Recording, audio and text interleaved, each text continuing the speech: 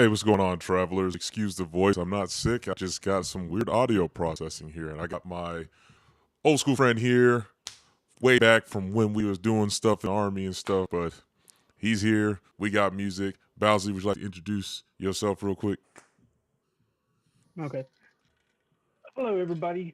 I just wanted to say thanks for letting me, come on to the stream with you and everything like that. It's been a long time coming again, and I can't wait to just hang out, you know, talk some major shit about some video games. Oh yeah, we're gonna get into that too. But today we're gonna focus on the music a little bit before we jump over to a different Okay, channel. so music first. Okay. Oh yeah, because you got an extensive library, man. You've been cooking lately, so I kind of want to. I want to go over the ones I didn't get to finish. I listened to the first 5 tracks, or was it 6 tracks? I think it was 6 tracks. The other day, and man, you got some nostalgic beats in there, and you've been using this program, Suno, and it's been letting you cook, like letting you actually get what's in your head out. So why don't you tell us a little bit about that Yeah, for? for the most part. Okay, yeah, I was gonna say yeah. For the most part, it has been letting me cook, and it's quite a bit of a fun program. It's just the price that they're asking for is somewhere like around $100 a year, and it just doesn't give us enough control over like what we want to do and how we want to sample things, and adjust volumes. Sometimes uh, you want to go back in and do some editing, not completely change a voice or anything like that, but change a particular word, like how it's pronounced or something like that, and Yeah. you just aren't allowed to do it. At least not yet, right? I mean, maybe in I Suno wouldn't even 6 or say something. yet. I wouldn't even say yet. It it doesn't seem like there's anything that they can do about it, let alone that they're working on it. Damn. Well, here's the hoping. I mean, if they do decide to open up Suno like an actual DAW, like how I make my music and other people make music, that's gonna be the next level of like game changing. It's like, okay, wait, so I can take what I made, the AI can kind of help me, maybe Yeah. time interpolation or something. Like maybe there's like a technique I don't know how to do, but then now this program, I can just use keywords and say, hey, I want it to kind of emulate this, or I'm looking for this particular effect. You could Hmm. type that in, and then it's like, oh man, you got the best of both worlds now. It's like you're not only just the engineer, you're the producer, you're the artist, you're the vocalist, Exactly. you're the lyricist, you're all that.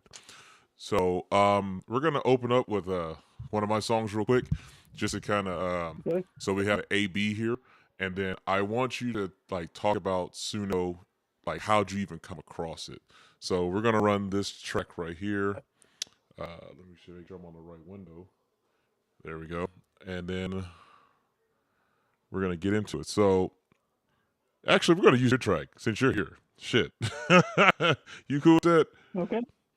I'm good with that. Just as far as the playlist, do not play anything from patriotism yet. That's not finished. That's the only thing I ask.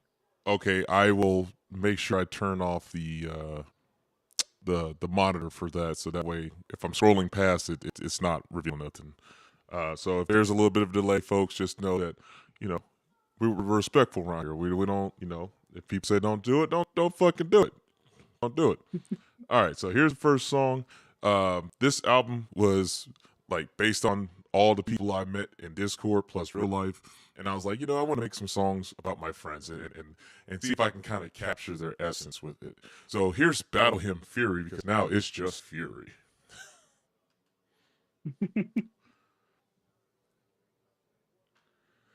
I'm sound molded if it ain't playing nothing because it's muted. We're gonna run that back real quick. Sorry about that, partner. Here we go.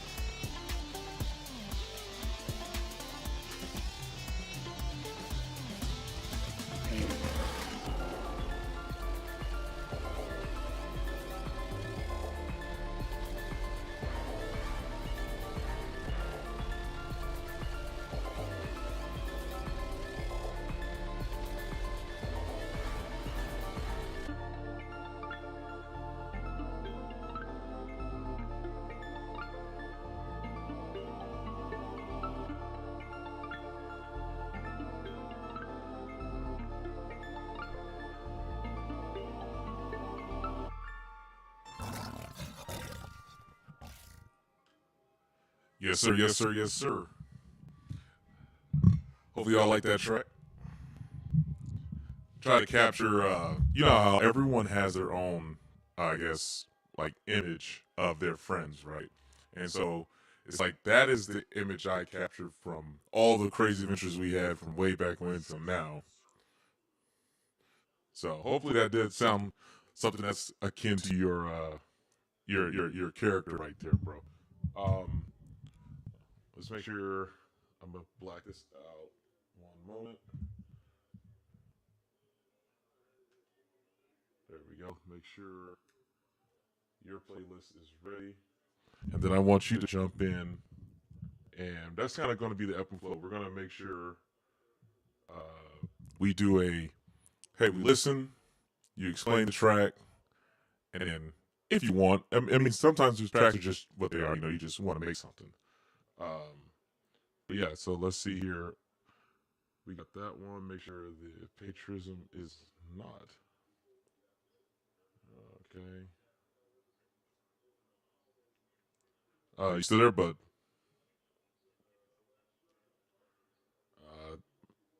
Uh-oh. I think. Let's see here. You like how sassy it gets? Right on. I think we lost your audio. Or is that maybe that's on me? Let me see here. I'm going to Discord. No, it still says you're in the call. Okay, no problem.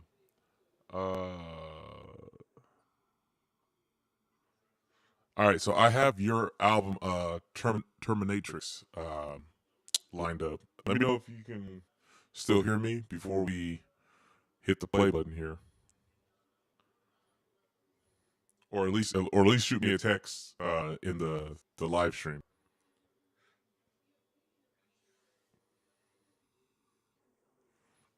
Let's see. While that is, I can queue up the album here.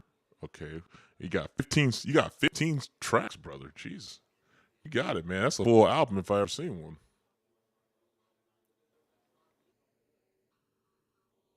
All right, let's run it back real quick. I'm gonna open up OBS.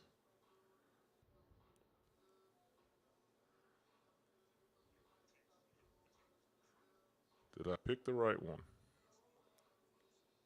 Oh, you got nothing through Discord. Oh man. Um, only the stream. Well, let me know. It's shit. I wanted to double check with you. Terminatrix is the one we're gonna be doing. Wait, pause. Hold on. We're gonna be going over and taking some listens to. Uh, that's weird. Discord. You couldn't hear nothing through Discord. Maybe if I share my screen, that might crash it out. Let's we'll go to applications and share that screen. All right, so I got it loaded up in the Discord as well. So hopefully it won't do like a reverberation feedback thing. That would be nice if it didn't. Okay, you said Terminatrix is fine. Cool. All right, so I'm gonna turn the stream back on, and so you can see what I'm doing as well because it is also in the Discord. All right, so if you can get your audio back, that would be fantastic. Because I kind of want you to go into your music here, your thought process, because you have a lot of descriptive things here. You got a lot of genres that you know you don't hear them on radio anymore. So it's nice to see that kind of mashup is still taking place. I'll give you the first song. See if you can get it going in a minute. The first song up is actually the title of the album, Terminatrix. Let's have a listen.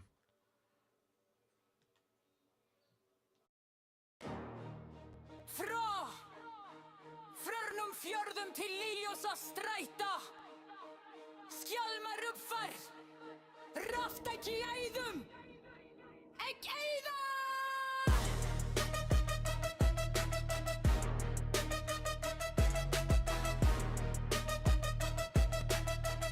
Look at her.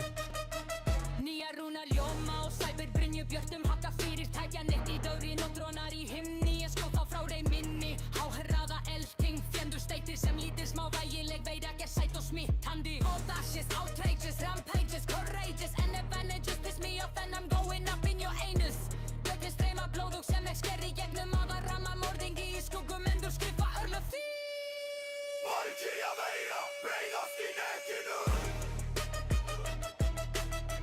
Legreiti gera það deyja sem ekki býn Já, nokk stálbrúnar fórum allt Þeim er grunnu brennandi heit horfu á fyrirtæki falla Akka umdrætt bílir skjótu mannstæðinga vagna Robotik sveimir falda sem sigraði stjörnur Reykja drákur í vel, berserkir kóði leystur Eitt lykilslag og ríkið þitt dau Í græslaugu sjáfalinn kóða Vikinga blóblandan andið til slukið var með það lita líka með Sterfi þar til veiran hittir og karvitinn dofna Engin hörfa, aðeins hernað, nýljós eða snjór Hakkar í morðingi, stelur sýningunni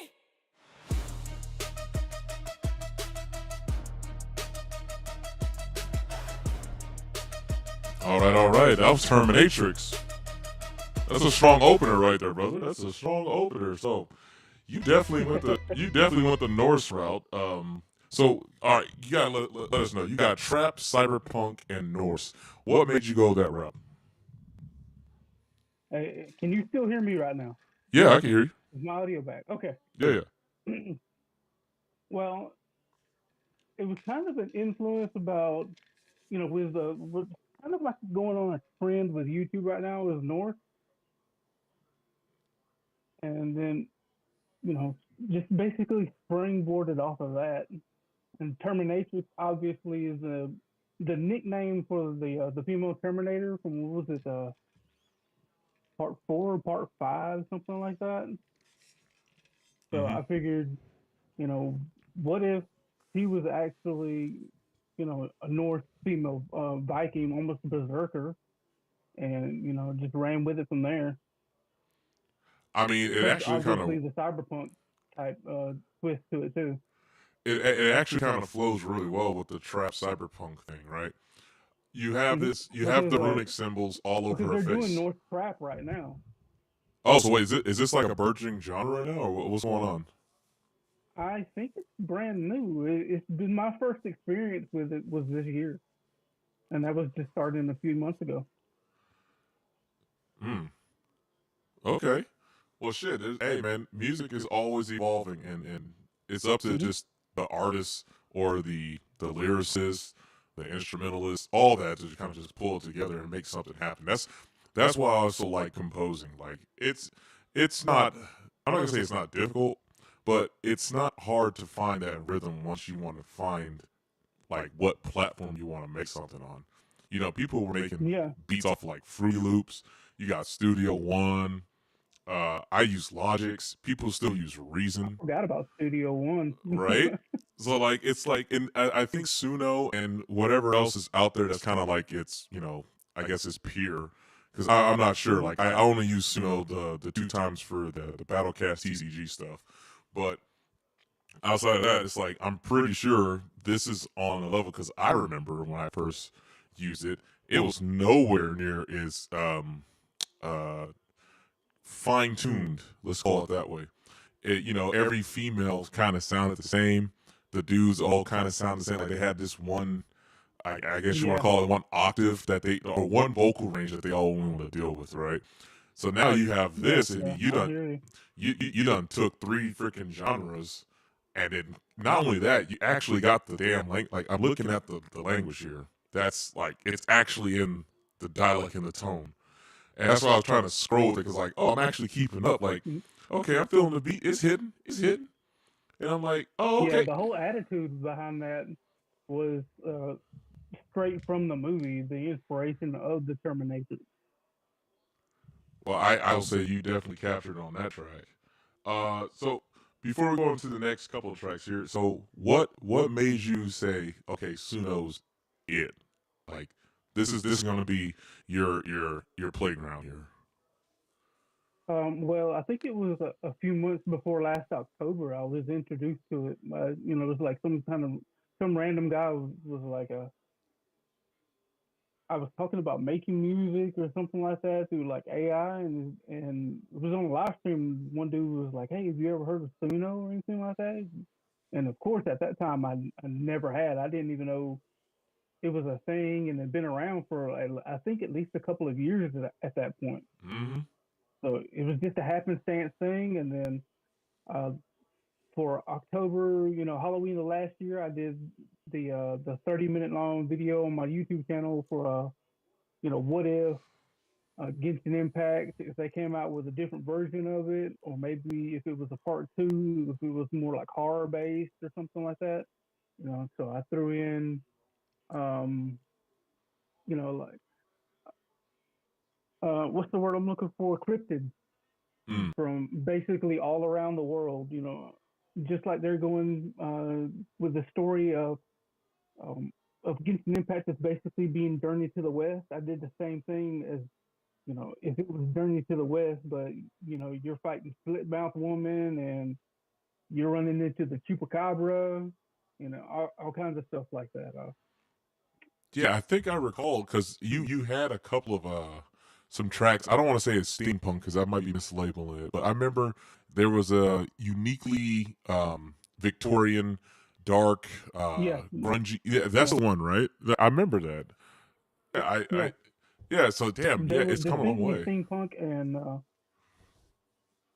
what's the word I'm looking for? Kind of not really based on like real world, like French music and Italian based music and stuff like that, but more of like uh, it's based on Genshin Impact's music, which took their stance, from the real world.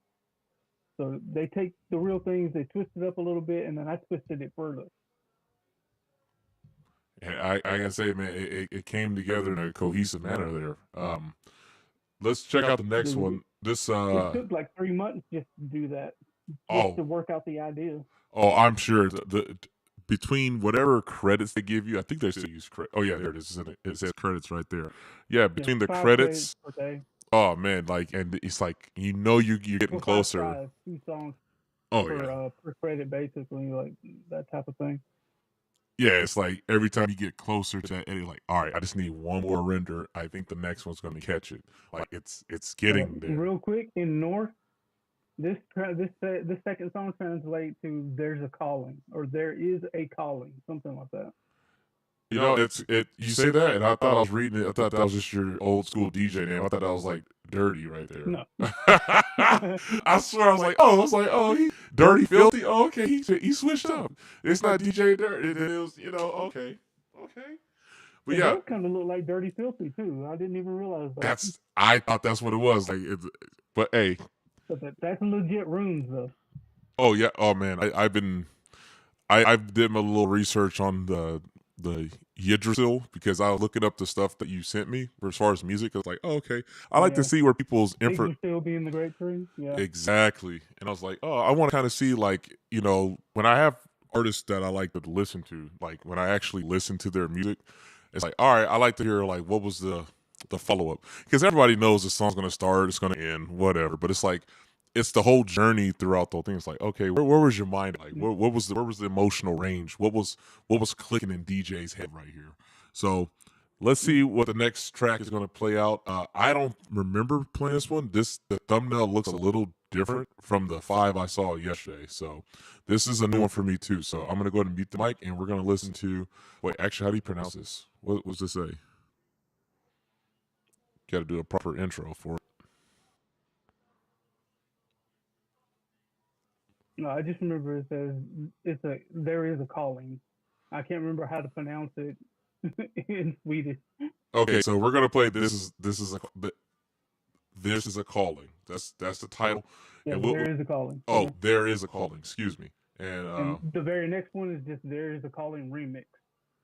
You know what? Now that I see the little R right there, you can see it looks like it says remix. Like it's starting to spell it a little bit. But anyways, all right, here we go. There's a calling.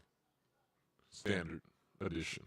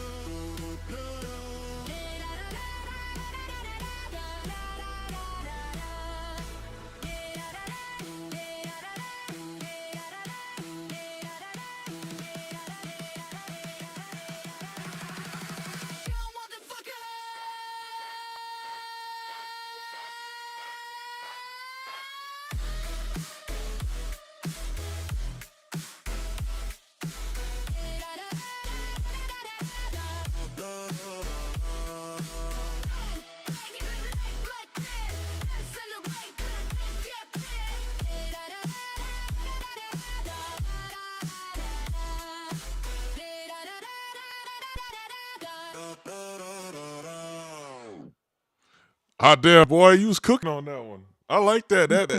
That's giving. Oh man, listen. That was giving Forza Horizon mixed with.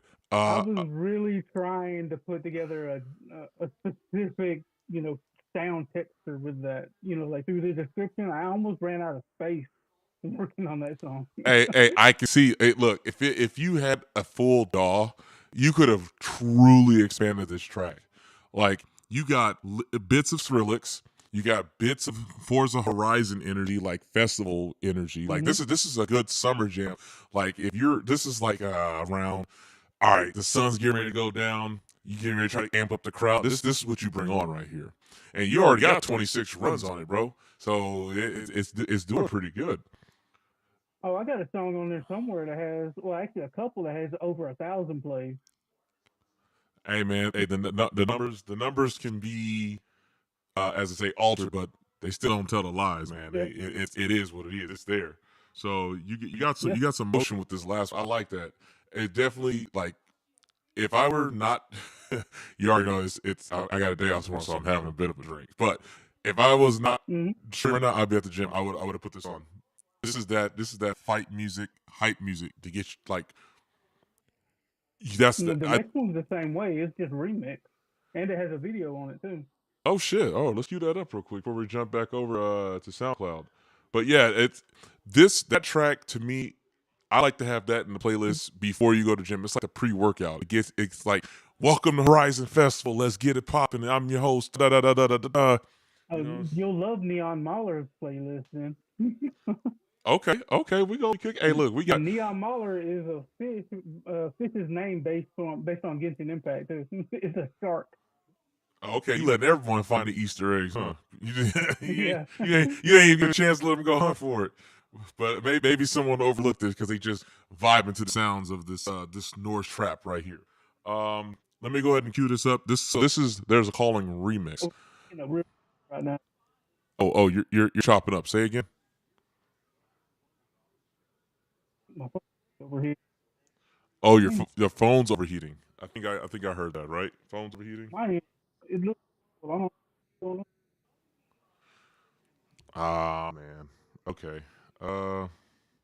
Just let it smooth itself out for a little bit. It'll probably come back. You just came back too. Okay. Okay, That's so what I was thinking. Before we lose them again, let's go ahead and run that. There's calling remix, and then we're gonna go back into the philosophy of the Norse trap here. All right, so this is a calling. Okay. There's a calling remix.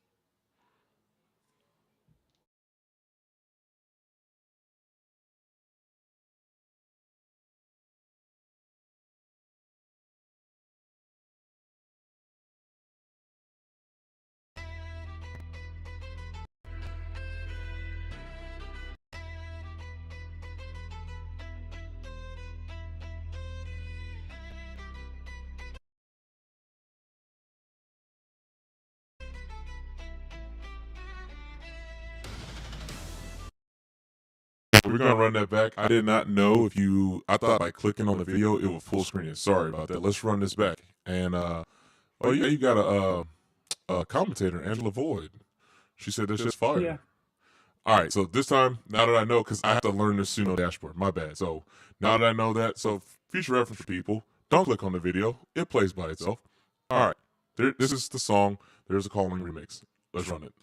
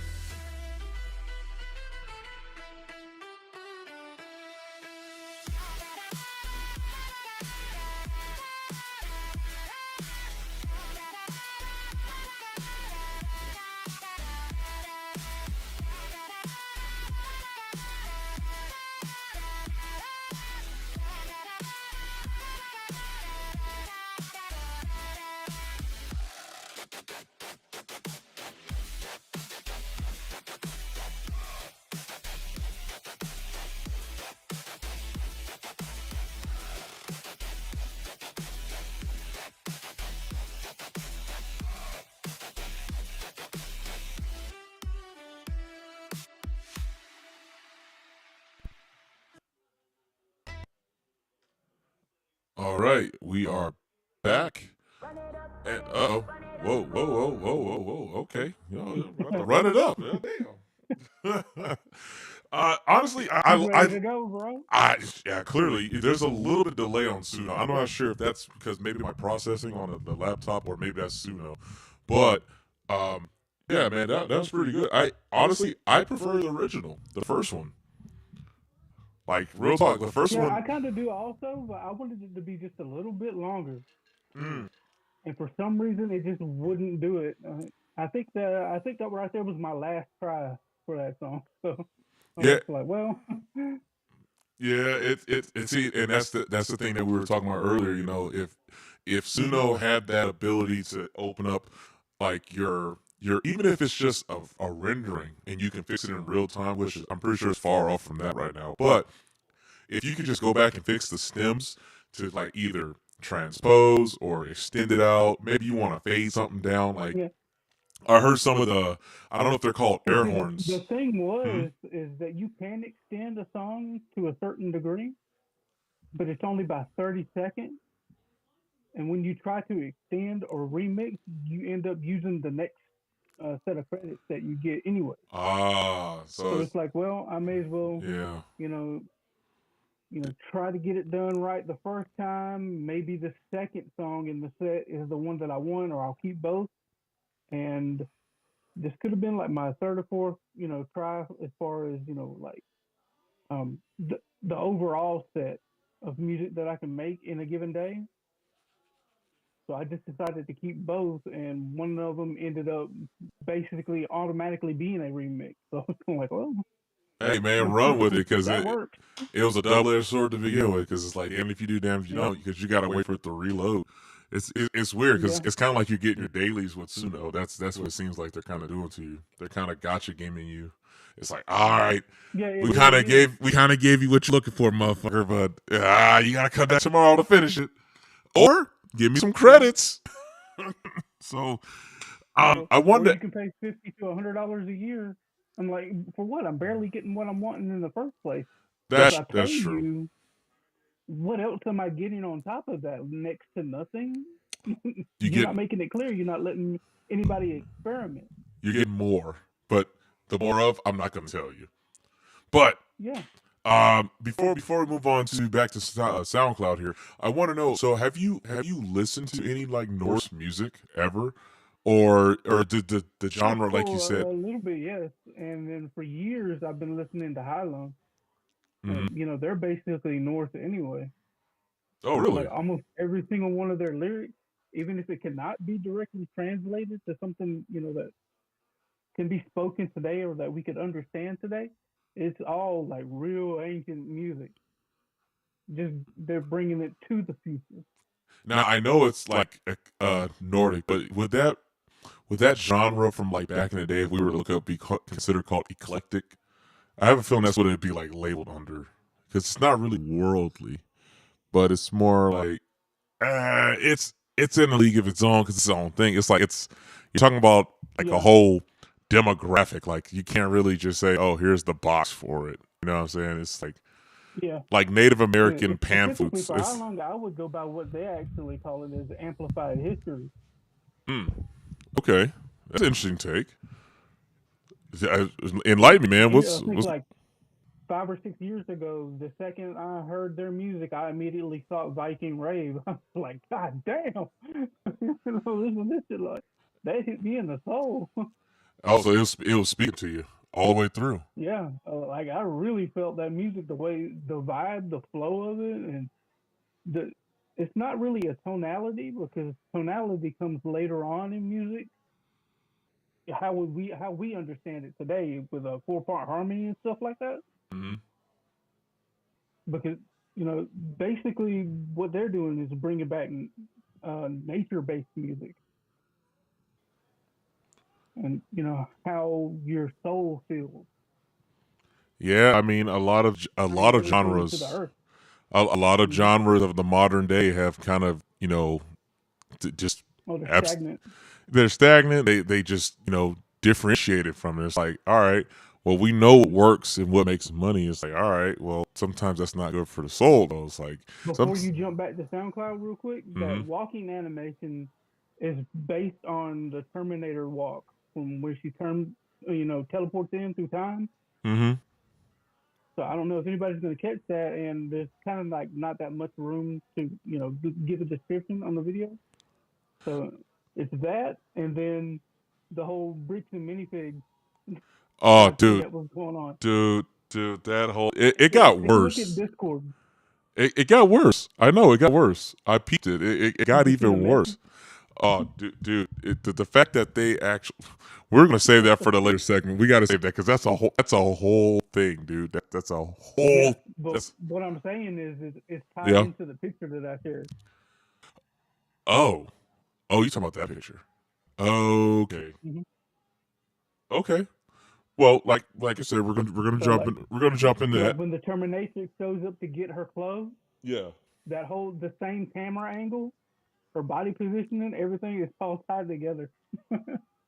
See, you're letting people into some insight there, which is good. It's like you got the whole man. The fact that you even went the mile to bring up bricks and minifigs, bro. That, like that's again, that's his own thing. Like I don't even think we can even cover in one night like the saga of it because Absolutely not. I was watching from the beginning too. It's like shit. All right, well let's jump back over here to SoundCloud real quick.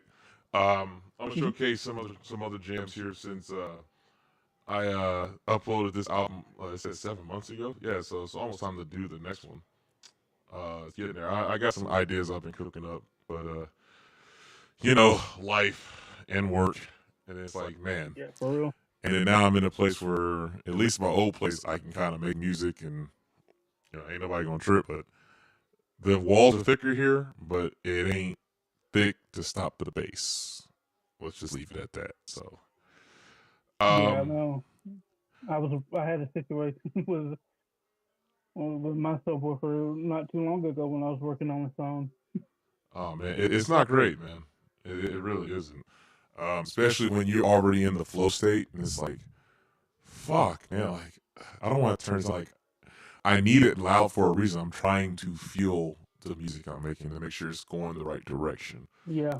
Versus, okay, you can turn it down. And The literal feel of the music. yeah, literally, you need the low freaks, man. The low freaks set the tone too.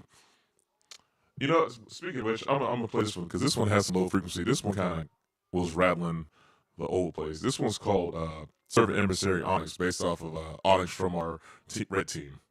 I think you remember her, right? I sure do.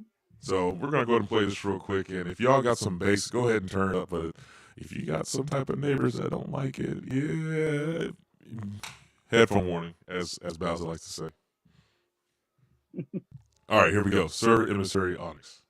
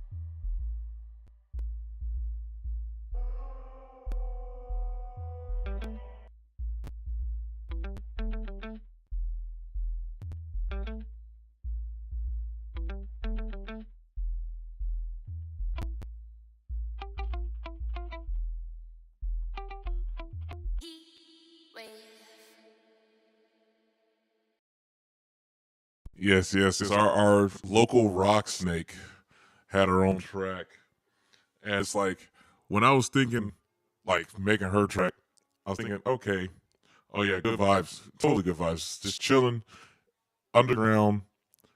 What does a rock snake do? Like, if y'all know what Onyx is from Pokemon, it's like you got to have something to kind of match that subterranean feel. It's a rock snake that does go above the surface, but it lives mostly underneath the ground, plowing through the earth like at 100 miles an hour, but generating heat everywhere, cooking up, leaving magma cores.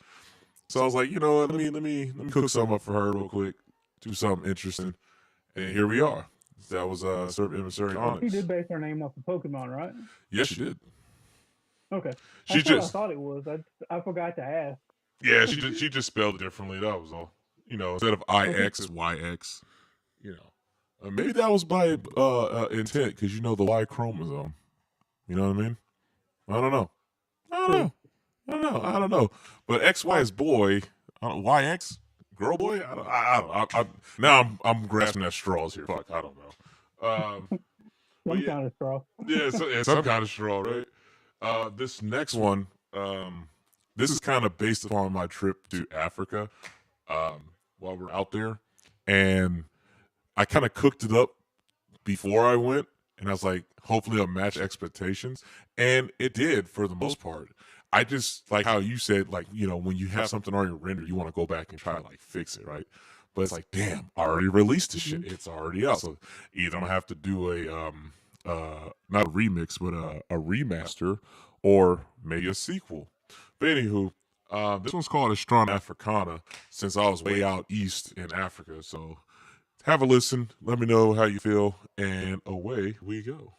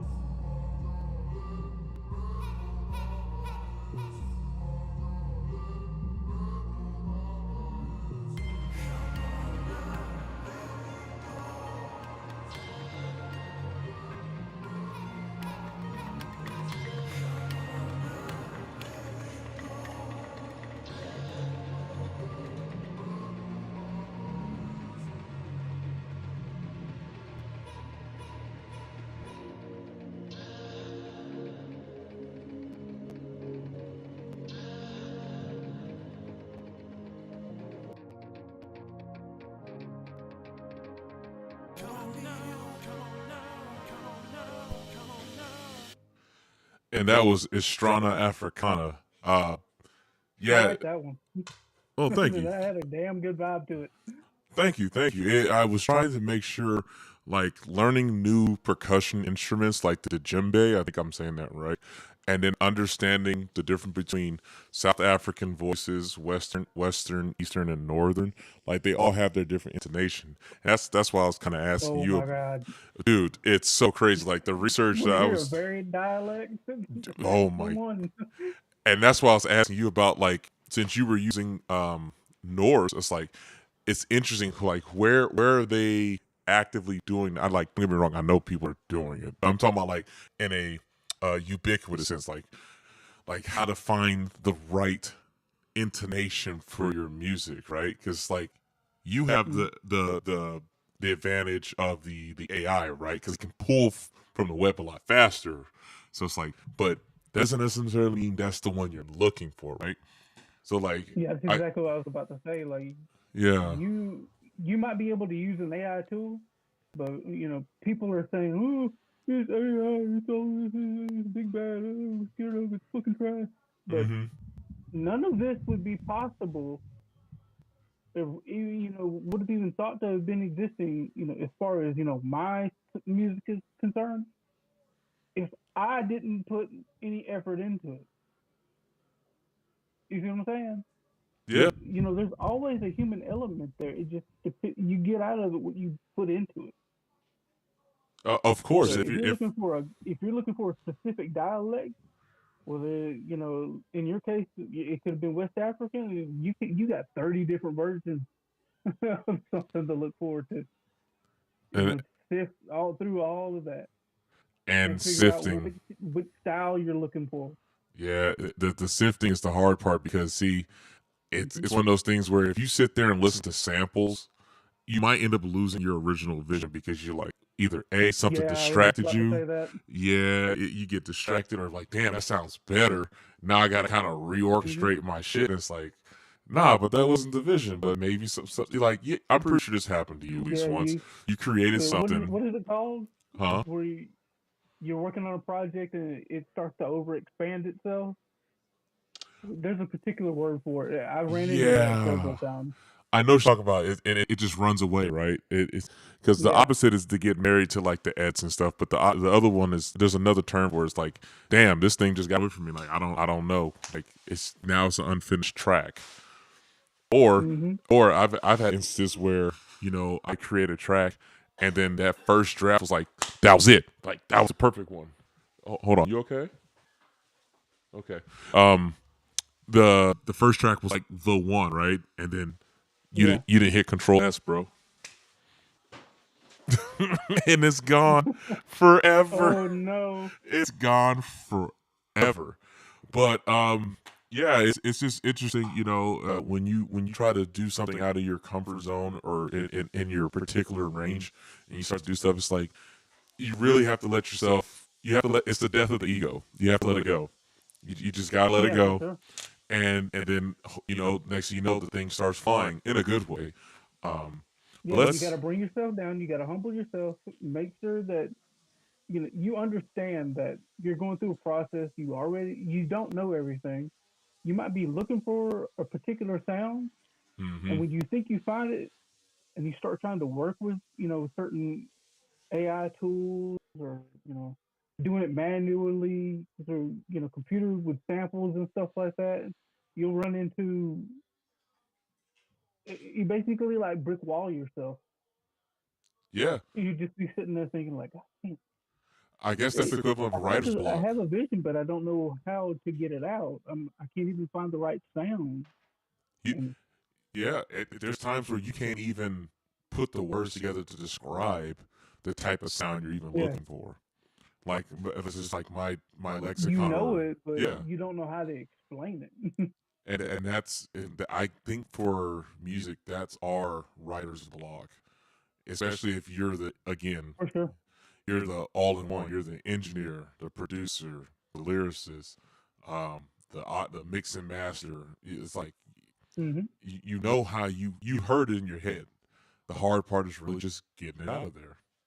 So speaking, getting out of here, let's jump out of SoundCloud and head on back to Terminatrix here. Since they were trying to rump the score, let's take a listen to Run It Up 2077.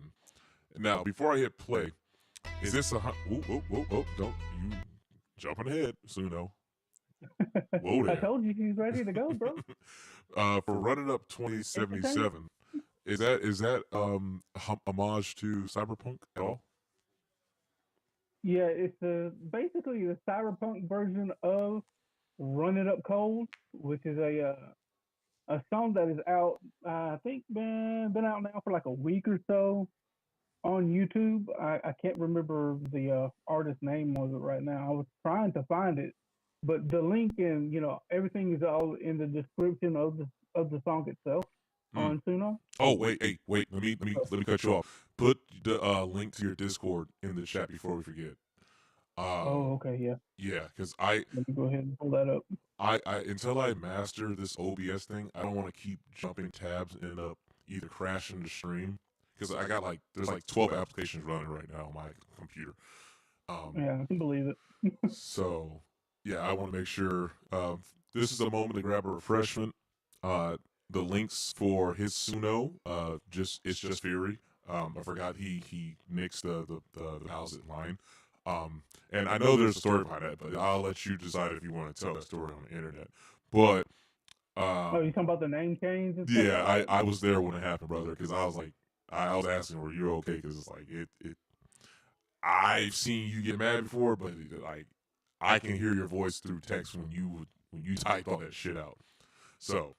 But yeah. But like I said, it's man. That royally pissed me off with how much the motherfucker lied and stuff like that. Yeah, and that's why I said I'm not going to tell the story.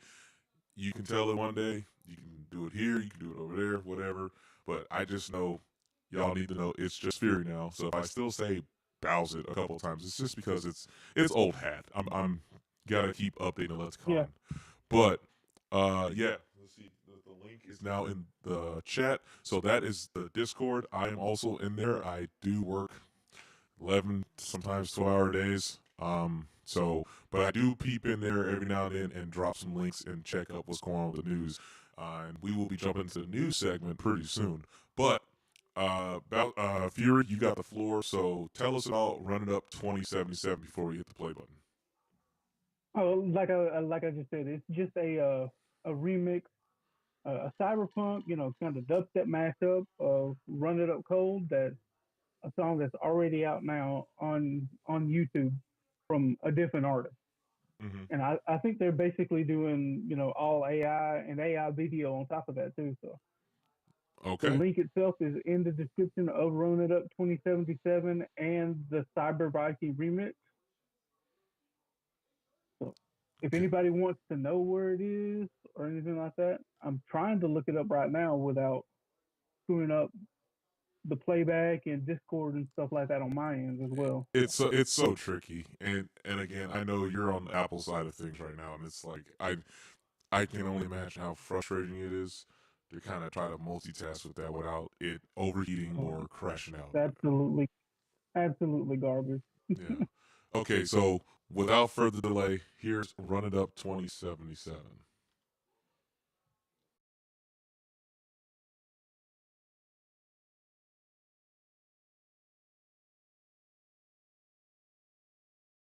Run it up, run it up, run it up, go. No side blow with a frostbite soul. Run it up, drum sit low. Valhalla gonna let the whole world know. Run it up, run it up, run it up, go. No love left, only steel in my mouth. Run it up, no psycho. Valhalla color and I never fall. I don't move soft, I move frost in the night. Black coat heavy with the scars I hide. Lost one heart, now the old me died. Still got honor on my bad side. Drums go boom when I step in the dark. Runes on my skin like a war-made mark. Engine frack got a blade sharp tone. I came from the cold, now the cold is my throne. North wind, pull me closer. Cold hands, heart gets colder. Got store, never over. No crown, but I own you. Run it up, run it up, run it up, go. No side blow with a frostbite soul. Run it up, drum sit low. Valhalla gonna let the whole world know. Run it up, run it up, run it up loud.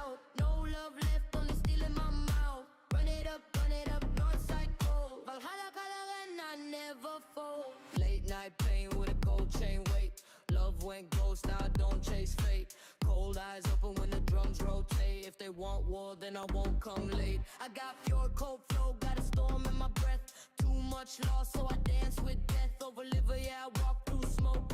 Heart got broke, but the steel don't choke. North wind, pull me closer. Cold hands, heart gets colder. Yeah, store never over. No crown, but I own you. Run it up, run it up, run it up, go. Northside blood with a frostbite soul. Run it up, drums hit low. Valhalla, gonna let the whole world know. Run it up loud. No love left, only steel in my mouth. Run it up, Northside gold. Valhalla, gonna run, I never fold.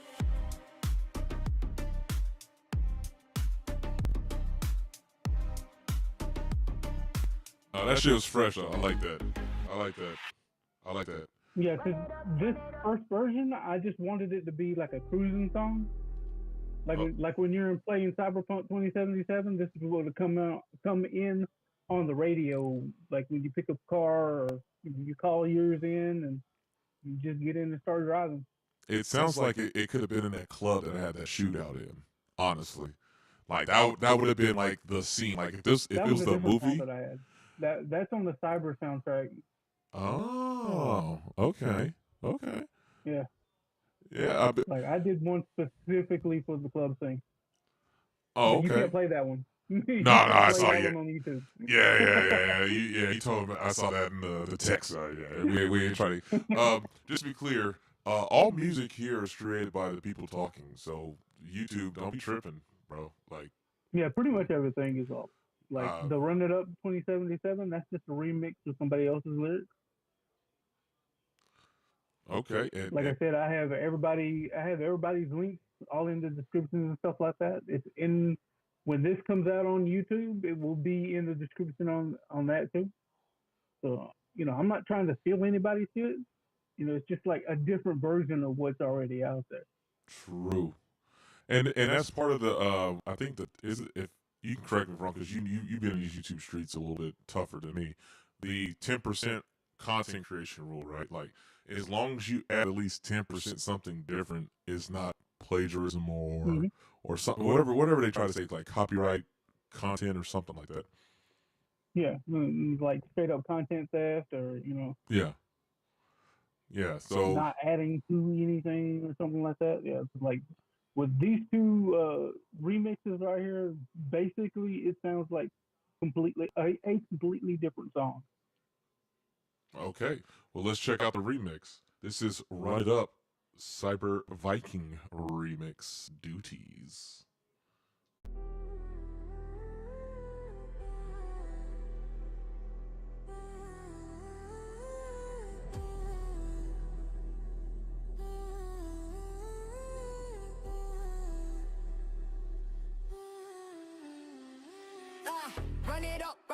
Run it up, cold. Northside blow with the frostbite soul. Run it up, drums hit low. Valhalla, let the whole world know. Run it up loud. No love left, only steel in my mouth. Run it up, Northside cold. Valhalla, and I never fold. I don't move soft, I move frost in the night. Black coat heavy with the scars I hide. Lost one heart, now the old me died. Still got honor on my bad side. Drums go boom when I step in the dark. Wounds on my skin like a war-made mark. In frick, got a blade sharp tone. I came from the cold, now the cold is my throne. North wind, pull me closer. Cold hands, heart gets colder. Yeah, I store, never over. No crown, but I own ya. Run it up, cold. Northside blow with the frostbite soul. Run it up, drums hit low. Valhalla, let the whole world know. Run it up loud. No love left, only steel in my mouth. Run it up, Northside cold. Valhalla, and I never fold. Late night pain with the gold chain weight. Love when ghosts, now I don't chase fate. Cold eyes open when the drums rotate. If they want war, then I won't come late. I got pure cold flow, got a storm in my breath.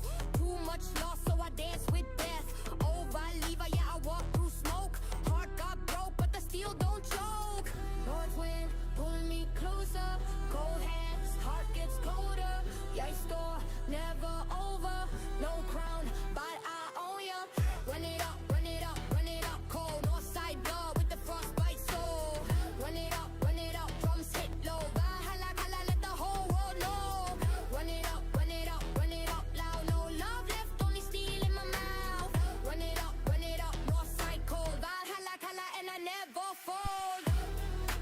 Hey yo, that shit was tough, bro. I like this one better than the first one.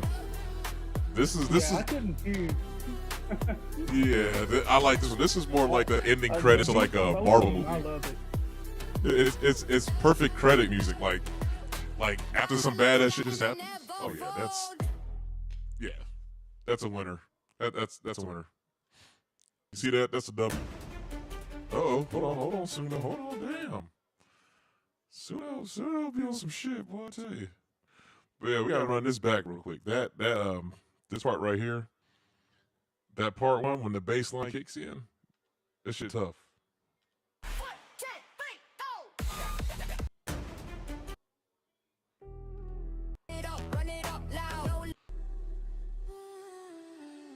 Right here. Run it up, cold. Northside blow with the frostbite soul. Run it up, drums hit low. Valhalla, kala, let the whole world know. Run it up loud. No love left, only steel in my mouth. Run it up, Northside cold. Valhalla, kala, and I never fall. I don't move soft, I move frost. There it is. So it's at the 40-second mark. It got that East Coast funky that like you know they like crip walking on some shit out there. That's what it feel like. It's like West Coast boogie, but it's got an East Coast tempo. Yeah, it's really weird, but it works so well. Yeah, man. I'm gonna run it back. Hold on. Download just the track to this. Yeah, I would put different lyrics on top of it as well, because it just has a really nice flow to it. I think you can pull the instrumental out and take all the stems out. Not as far as I've seen on here. No. Northside cold, Valhalla, kala, and I never fall. I don't move soft, I move frost in the night. Black coat heavy with the scars I hide. Lost one heart, now the old me died. Still got honor on my bad side. Drums go boom when I step in the dark. That whole bit right there, that's taking me back to what's that Indian girl's name? Damn, I don't want to look it up because I'm gonna have to, but she sings a song called "Shook." I can't put it on screen because obviously copyright, I'm not sure if I've ever heard of it or not. I probably have. Her name is Raja Kumari. Here, I'll send it to you that does sound on the back. familiar. Yeah, I'm sending it to you on the back channels. But yeah, her it sounds like her flow. And I don't know if she knows that, but that's why I was like, this sounds like old girl. Like, if MIA was still doing her shit today. I'm not too big of a fan of MIA. Oh, it's all good. But as far as like the I was in the beginning, but there's some shit that's been going on around her and her family, and like, nah, bro. Oh, I can't support that shit. What the lady say? You want to spill the tea on that one, bro? That's a whole nother stream. Okay, all right. So let's jump back over to sound. We're gonna jump back over to SoundCloud because we got to get to the news too. But yeah, man. So far, like. Oh, if you're gonna play a last only one more from mine. Okay. Scroll all the way to the bottom and play the very last song. All right, let's let it load up. Like at any point, not right now. I'm just saying, just let that be the last one, the last song. It's this one, right? The very last one on the list. Yeah. All right, bet. It's all in runes, but it's Come Sutra Todd. That's what's up. That's man. So like the influences that your production system and your thought process is like, it's hitting a lot of areas where it's like, oh man, like I know that's where that's from, but it sounds like this, but this has been tweaked, and I know you're from the Chopped and Screwed era, so it's like you really know how to like go ahead and put the type of instrumentations in there. Like when I used it, it's like I'm using. The second album comes out. Hey man, just let me know. We'll do the same thing we did tonight. We just run it. Also real. No, shit. You better believe it. So let's see. We got two more songs. Cause I think we've been at this for an hour. I want to make sure we get to the news because there's a lot of stuff we got to cover, man. Like, Yeah, for sure. Shit. We might just let some of the music run in the background, but I also don't like, as you can see, I don't like talking over the music unless I'm like doing a play-by-play analysis. I like to just stay in the flow, Yeah. let it go. So yeah, we're gonna jump back over here. Actually, let me ask you a question. Here's some songs, or let me go to tracks. I think tracks is how you do it. Yeah. So out of all these tracks, right? I'm trying to think which one kind of matches that that runic that you're doing as far as all right vocalism using you said it's called ancient history. What'd you call it? History something? Amplified history. Amplify history, and that's kind of got that's like resonating in my head. I'm like, what album do I have that's kind of like that might be tapping into that, and I didn't even know it. And it's making me think like it had to be an album ago. And yeah, I'm not sure if it does. I'll have to go back and re-review it It because could be one of the old ones. huh? It could be one of your old ones. Yeah, like it's on the screen right now. I think it was. Yeah, this one was like the one that was from 4 years ago. Yeah, because this one was more That about. has that tonality to it. I'm thinking it is too, bro. Because I'm like, I think. Yeah. as a DJ, it's like you try to keep the flow going and read the room. It's like, what do I Yeah, have for that sure. that matches that? Because I'm like, this album was about the anima and animus that lives in every person. Mhm. So it's not so much like the history, but it's like it does tap into that esoteric realm. So Yeah.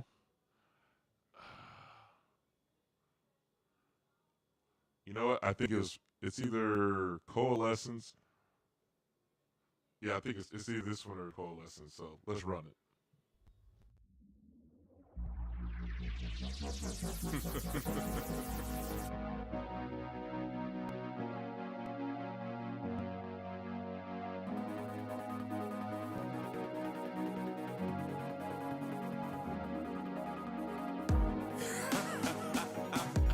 Yeah. Yeah. You see, the truth of the matter is, a bunch of monkeys with big brains, thinking real hard to control things. Got the whole world locked into the game, knowing it's going up in mad flames. Quick, baby, blow my brain, and maybe I'll buy that diamond ring or switch it up, play the range, and be ride this world that's full of pain. Never really understood the rush, buy things out of slave for a buck. Maybe it's just for us bucks, try to sway some lace just to give some fucks. In the end, who gives two fucks? I ain't trying to preach, condemn, or judge. Reminiscing of days past, my eyes was hip to the plan of thugs. This kind of thinking's supposed to make us seem sane. Lack of knowledge, real truth, blame it on the mainframe. Now your mind is gone, moving like that of Usain. Speeding through the rain, push fast pains, all for metaphysical, spiritual pain. Seem like it's all predicated, living on this earthly plane. Striving to reach God's heavenly presence, you know that peaceful domain. Bunch of monkeys with big brains, thinking real hard to control things. Got the whole world locked into the game, knowing it's going up in mad flames. Quick, baby, blow my brain, and maybe I'll buy that diamond ring or switch it up, play the range, and we ride this world that's full of pain. Never really understood the rush, buying things out of slave for a buck. Maybe it's just for us bucks, try to sway some lace just to give some fucks. In the end, who gives two fucks? I ain't trying to preach, condemn, or judge. Reminiscing of days past, my eyes from hip to the plan of thugs.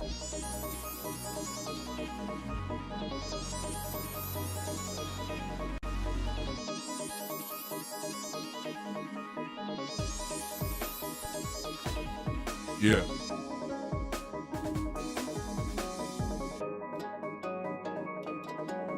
You said it's hitting like psyop. Man, I gotta check that out, man. I'm gonna peep that, man. That's the thing about exploring musical genres outside of the mainstream shit. You know what I'm saying? It's just two cats hanging out, thinking about, oh man, this sound like this. And it's like, oh, that's where this came from. Then it's like it pulls together this, and it helps tie. Like it's like memory. It's like drugs for your brain. I mean, we all know if you go into the Judeo-Christian and you know about the whole fallen angels and all that shit, and it's like, oh, music was the number one thing. But here's the thing. It's still a tool, and that tool can be used for healing. It really can. It all depends on what frequency you really want to tap into. So I'm thinking about your album. Yeah, that's what Egyptians used to do too. Was literally testing and healing with sound. Mm-hmm. Are you familiar with the It's called the Metatron. There's this thing out in Victorville in California, right? And they Mhm. basically put you in a sound bath, and it's a cylindrical building.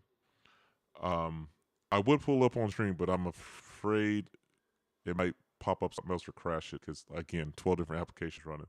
But there's this Yeah, thing. probably overstress it. Oh yeah, and this is an old Lenovo. I'm surprised it's doing what it's doing right now. To be honest with you, I ain't gonna lie.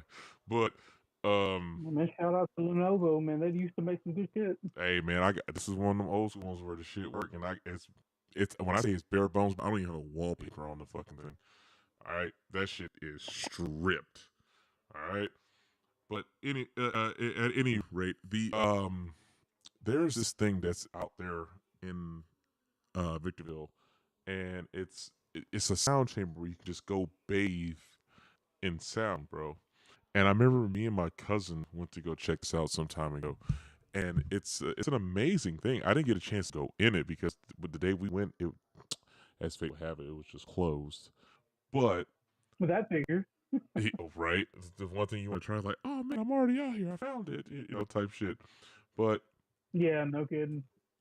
I want to see if I could pull it up and see here because I wonder if you were to combine, like if they allowed it, like if it's not just pure frequency sound healing.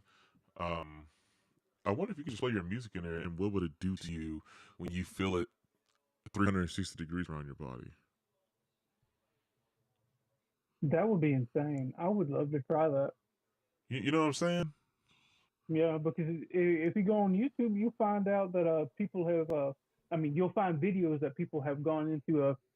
I forget what it's called now. It's not a sound deprivation chamber per se. It's Hmm. basically just complete sound deadening. So Oh yeah, the if vault you're thing, right? if you're standing on one side of the room and you're talking, you can barely hear the person on the other side that's I trying to talk to you. I think I'm That talking type of about. thing.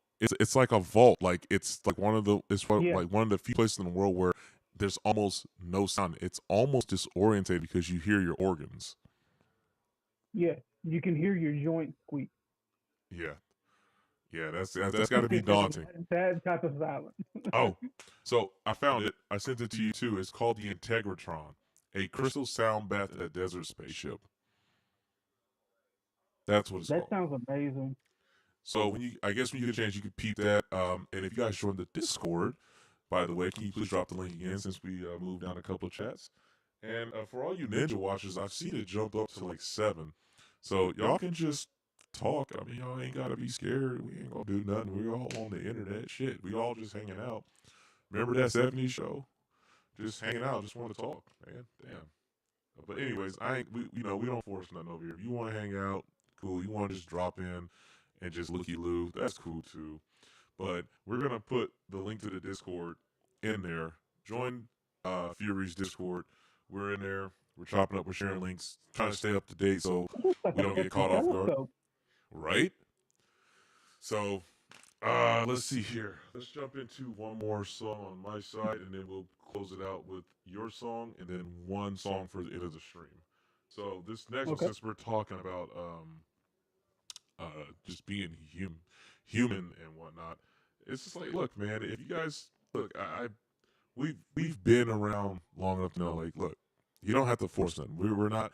If the music is not for you, it's not for you. There's no hard feelings here. If the music is for you, great. You know, hey, have a blast, enjoy it. We made it because we make the shit that we like. We're not. Hmm. We're not trying to affiliate anything because I'm pretty sure when you go back and look at your back end analytics, you see how many people watch it, like post the stream or post whenever you post the video. It's like, all right, well, Yeah. where were y'all at? Y'all could just came in, had a conversation, have a drink, pull up, smoke, drink. I don't know where the fuck you want to do. It's you. But we're gonna jump into this one last song on the SoundCloud, and we're gonna jump over to yours, and then we got to get to the news. I have the two topics ready. I don't know if you want to cover the other ones that were in there because that's more of the gaming stuff. So we'll talk about that in a second. Matter of fact, I'm gonna get the links together, and then that way I can port them over. And then Fury, if you could, you can drop them to me in the Discord, and then I can pull them from there, and then jump over. So here's that night in the Redwoods for those who might end up spending the night in Victorville at the Integratron.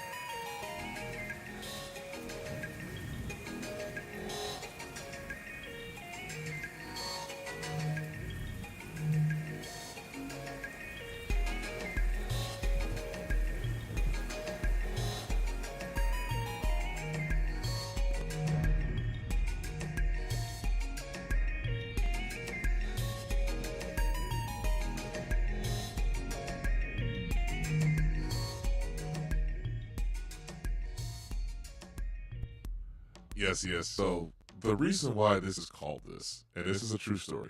True story.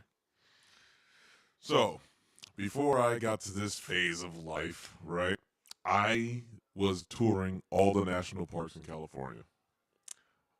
The Redwoods near Kings and Sequoia National Parks, they're almost one and the same, but they actually have some different substantial geological features. But that's not the point.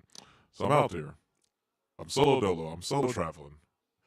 I meet up with these they're basically hippies. I'm gonna call it what it is. They're hippies, right? And they're just like, yeah, man, it's like we don't see too many black folks out here. I was like, I mean, I don't know why, but they have their reasons. So we're kicking it, and this motherfucker busts out the pan flute, bro. And then It is for real. That's fucking awesome. he busts out the pan flute. He's like, all right, man, look, you gonna kick it with us. We're gonna sit here. I can't say on YouTube, but let's just say there was some redwoods being lit up, and we're all just having a good time. And this Some of the motherfucker, devil's lettuce. brother, it was fire. Like it put Nice. NorCal on the map. So we're sitting there vibing, and all of a sudden I'm having this weird, like, out of body experience. Like, okay, you got this one level. I'm solo traveling. I'm a black dude. I'm in a forest. You always hear this weird shit happening. But the one thing that weird happened was that I just made some awesome friends. It was like, all right, cool. That's one of those stories like you fuck around and like I'm reading something about you in the paper.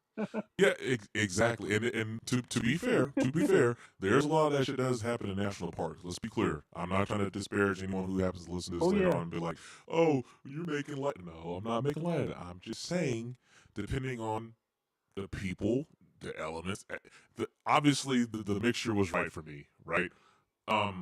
So all I'm saying is, Buddy pulled out the pan flute. And then I guess that's his side piece or whatever the chick was. She had like a little like elongated flute. And then I said, fuck it. And I bust out the ocarina, bro. And we just started playing music. Dude, that's fucking awesome, dude. That is so sick.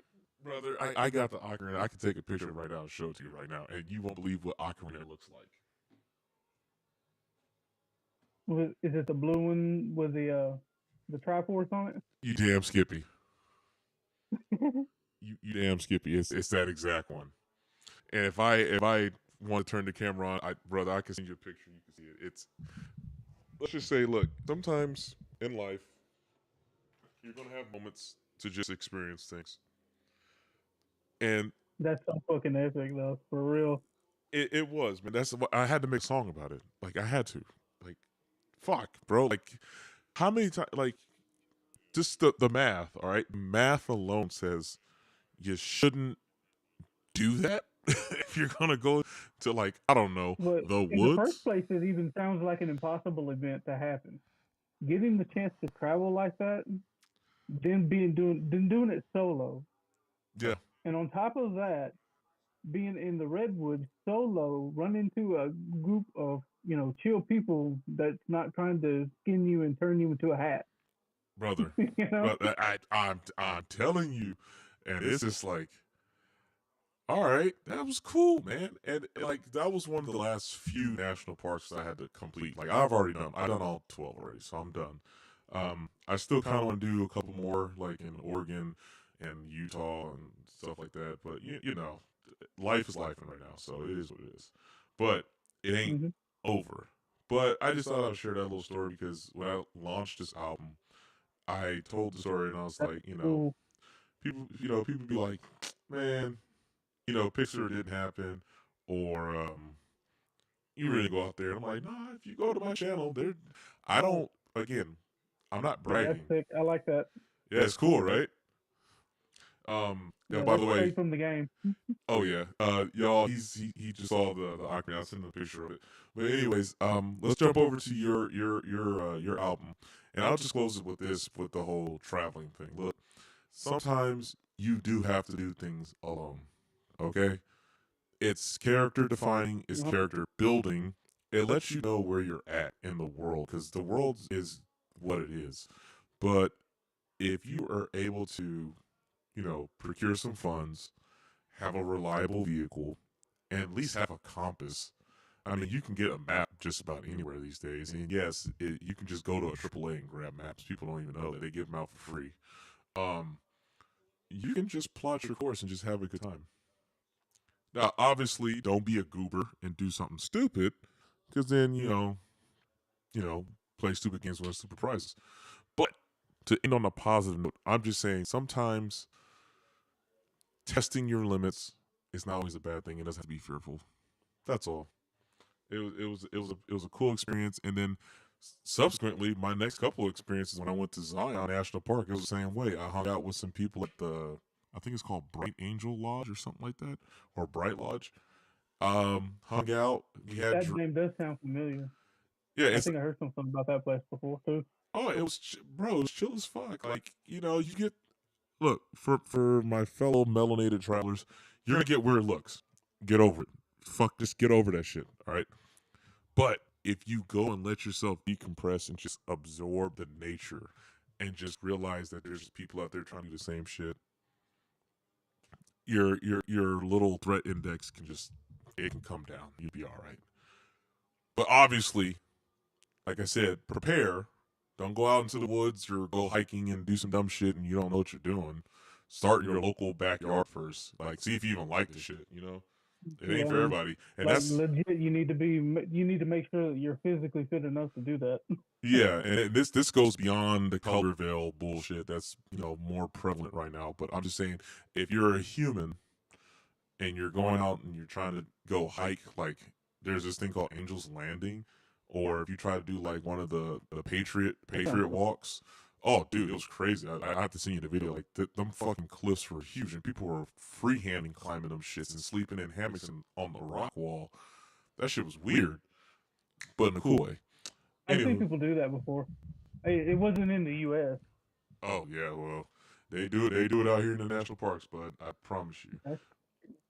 So let's before we get into the news, because we got the two stories. I got two of the links ready. Tell us about this last track, bud. You got the floor. I'm gonna mute myself. Okay, we're looking at it right now because the stream is a little bit laggy for me. Yes, we're. I'm on your Suno page, and it's scrolled all the way down to the last one. Okay, the last one is, I would say kind of like the title says, but not too many people can read it. It's the song from the end of the Evangelion series called Come Sister Todd. And I just wanted to know what it would sound like in a different language. That's really the whole story about the soundtrack. Well, not the soundtrack, but the song itself. I mean, look, it doesn't. That's totally fine, bro. Because look, if anyone knows anything about Evangelion, we already know that that series in of itself is an enigma. It's fucking wild. Like, I don't even know how to even start, like how to explain it. Like, you're dealing with the religious systems, you're dealing with secular systems, high end. I think you call that Mecca. That's Mecca. Dealing with high end Mecca, and then also, which I don't think people talk about enough, just absolute brutal psychology. Like half the time they don't even be fighting nobody, and they be fucking freaking out, bro. Like, what is going on? Like the whole AT field, because of the psychological horror of it. Yeah. It's if you haven't watched it, obviously this is almost like a 30-year-old anime at this point. They done did re-releases after re-releases and shit. There's like 12 different games. Yeah, platinum version and a reboot, and there's another reboot coming out soon. Oh, no way. For real? I wish they would get off their fucking ass and go back to Weta Workshop and do the live action version. They were talking about that, weren't they? Hello, bro. After Ghost in the Shell came out, I was really, really sick. Like when it was in the theater, so I didn't get to watch it. Mm-hmm. Like on a big screen. So eventually I waited for it to come out on DVD, and I bought the live action Ghost in the Shell, and I watched it on a big screen at home, and was like, I am so goddamn embarrassed. I didn't get to watch this in the theater. Man, it was really good. It's not terrible like people make it out to be. The elitist cunts that are all into anime and they want, Japanese for Japanese and stuff like that. Like, it should be open to where people can watch it. It should. Like that. So the live action version is basically the first two movies slammed together. The beginning of standalone complex kind of sprinkled along on top of it, and they remixed the story a little bit. That's all it is. If you don't like it, then that's fine. You don't have to like it. But my point is Weta Workshop did all the work in that movie. And once I got it on DVD, I went on to Twitter at the time and I asked them, I forget the person's name I was talking to, and I went straight to the fucking page. It was like, I just got the chance to see Ghost in the Shell. I don't understand what in the world this whole, animosity against the movie was for in the first place. So what that, they picked a white girl to play Motoko Kusanagi. Her body in the anime isn't real in the first place. So, and she gets to change into a man in the cartoon, in the anime series. So who the fuck cares if a white woman plays her? In the live action version. So I didn't get it in the first place. And then is I asked them about, since you did the work on this movie, I heard about rumors about, NGE's live action. Is that still a thing? Is it even in production, or did it officially get canceled? And then the guy I was talking to said, unfortunately, it has been indefinitely put on the back burner. Mm-hmm. And Just ever since I saw that return message and private messages, I've had that full sentence burned into my mind. It was completely heartbreaking because when you see like the fan made trailers where they just pop it up and then, from different movies and take live people and make it look like it was part of in the entire NGE universe, mm-hmm. it's mind blowing. Like just the fan made stuff is completely insane. I could not imagine what it would look like if Weta Workshop actually got their hands on it and were able to really show their ass and their their talent Hey, that they can do with that movie. I felt the same way when I found out that Neil Blomkamp, the guy that did District 9 and Chappie, like long before he did those movies, he was going to do the Halo movie, and they had all these nice, Yeah, well thought I out, forgot about that. right? Like they had these nice, well thought out mini movies where the graphics were, for its time, it was great. It blended well, and they were just short stories. They had the ODST one, the Reach one, the Halo 3 when the game was coming out, where they had the landfall, and then That was an epic as hell. next you know, just like you said for yours, indefinite hiatus. That's it. So that was the first and that was the last. Whatever little official Well, renderings you they got, did that the was same it. thing with Mortal Kombat Legacy, Yeah. Well, but that was like in full production with Machinima, yeah. and then that Money was spent. shit. The money was spent, and it went nowhere. Yeah, they even had Cary Hiroyuki Tagawa in it, playing Shang Tsung. Like for fuck's sake, like you could have at least finished the goddamn thing. Nah, we can just take the money and go do hookers and blow. Like, it made no sense. Like anybody and their fucking brother that was a fan that was really into the entire lore of Mortal Kombat and the entire universe of that NetherRealm had originally created before the whole woke bullshit reboot. And what is it? I think 11 is where it started, MK11 and MK12, and now air quotes one. Before Wait, this point, if where's they there would have 12? done it, if they would have done it back then without this stupid bullshit influence, Mm-hmm. Legacy would have been the absolute king. They would have been made. They would have been able to make more money from Legacy being complete than the first two movies. I guarantee it. Yeah, because when they showcased the cyborg versions of like Smoke and Bro, all them cats, I can't remember. I think his name Sector. Was it? Yeah, Sector, it was Sector and Cyrax, Cyrax and Hydro. Hyde. I knew there I was a will blue one. never forget that. Sub Zero's little brother. Yeah, that makes that's who he was. But Yeah, that shit was man, fucking nasty. Oh my god, it they was did it tough. so good. It was tough, but And that's basically fan made stuff too. Machinima may have been its own company, but they're not Hollywood. nah. But they had enough. They had enough You motion know, to get that going, though. yeah, and the way that they showed designing and building, basically what's the word like oh my goodness, I'm drawing a blank. That the brainwashing thing that the U.S. did. You mean like COINTELPRO, No, Project Midnight? no, like a Manchurian Candidate or Oh. Shit, I know it's what you're right talking on the about. tip of my tongue, and I Um, can't think of it. it ain't Paperclip. God dang it. I know what you're No, talking not about too. Operation Paperclip. That's the Russians coming over. It's a force feeding your brain to like reset itself,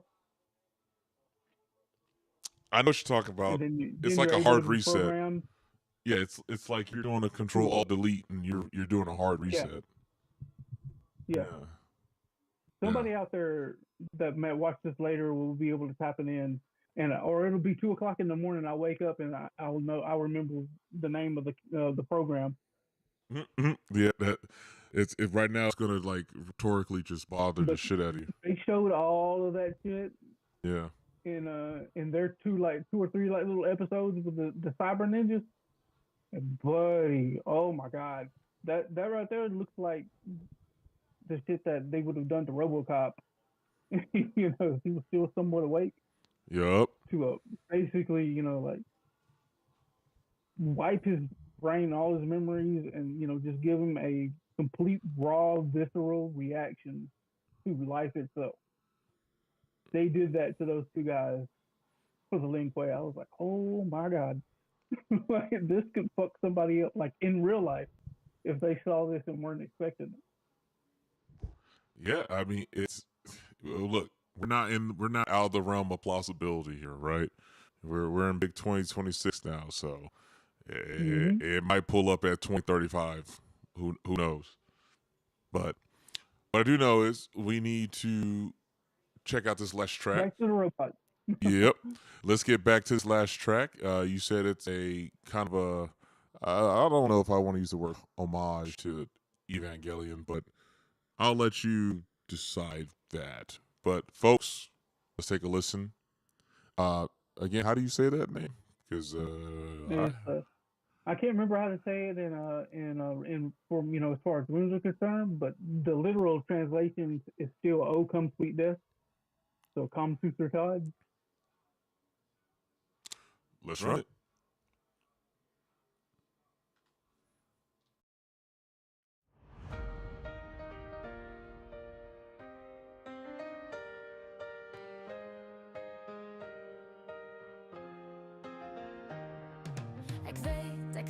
Ég hef ég látið þig niður.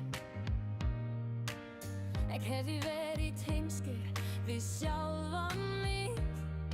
Ég hugða að ég mætti líða engum öðrum.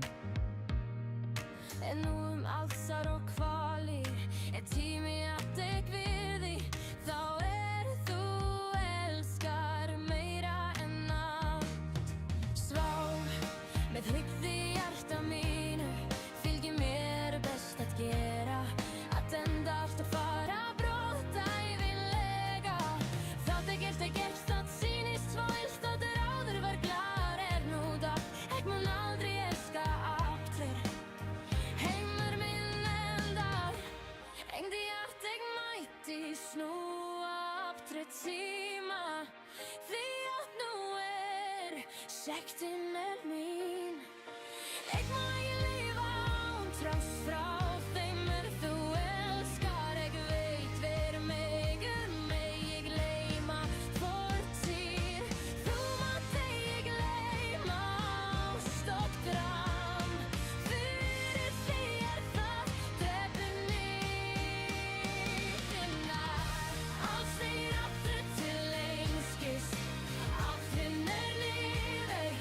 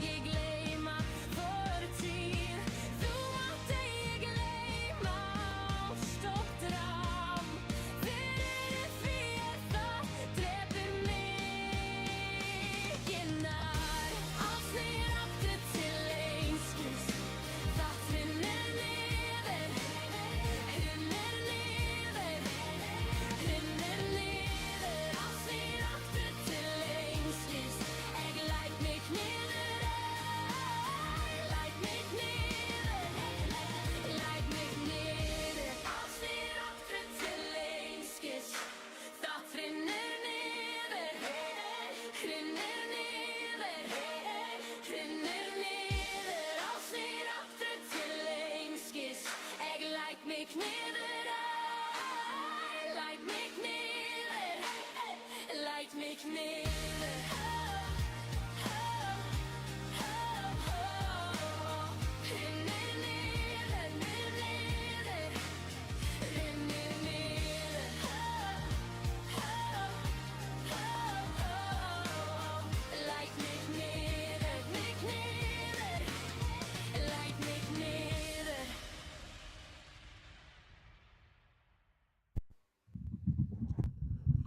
Well, all right. That was definitely a departure from what we've been listening to all night. That is, it's a dark light tune. That's what it felt like. Yeah, you got to think about it. Like the whole, like even the name Neon Genesis, it's still like a cyberpunk dystopian future, Mm-hmm. and you know, like neon being brand new, bright Genesis or rebirth movement. You know, a transfer of something going forward to a different place, moving on. You know, it all ties in together. It's just Transformation, death, like, rebirth, yeah, light yeah, and dark. life, death, and birth and rebirth. Yeah, you definitely hit the dichotomy on the head on that one. Even though I think I scrolled it a little too fast because I heard her doing like McNear. I was trying to like follow it. I was like, oh wait, I don't know which McNear that was. And Yeah, sometimes it's kind of like a secondary voice coming in, yeah, so that's not just me almost then. like that layering effect that Suno does sometimes. Okay. You'll really hear it on the next album, like the very first song. It pops. Oh my fucking god! Like they really nailed the like You out like here a cooking. beautification type thing. You out here cooking, bro. You out here cooking. Mm-hmm. For sure. I'm gonna play some tunes because I gotta use the bio break and get a refill. So if Okay, anyone all else good. is here, you can do the same. I'm not gonna be gone that long because we got the news and we're gonna close out tonight with just that. And like I said, we'll let like some of the music play in the background. If you got some tracks, not for this one but for the next one, let's have some tracks for the background so we can what do you call it? Like have it playing. Oh, the next one, if you want to talk about, would be the space list. Wait, saying you broke up? The next album, or like release of certain groups of songs Mm-hmm. that you might want, like if you do another stream like this, you might want to talk about would be the space list. Okay, bet. Uh, I'm gonna Even be. the titles alone, you'll be like, what the fuck? I'll be right back, y'all. But yeah, we're gonna All chop it right. up about that in a second. I gotta get the bio break.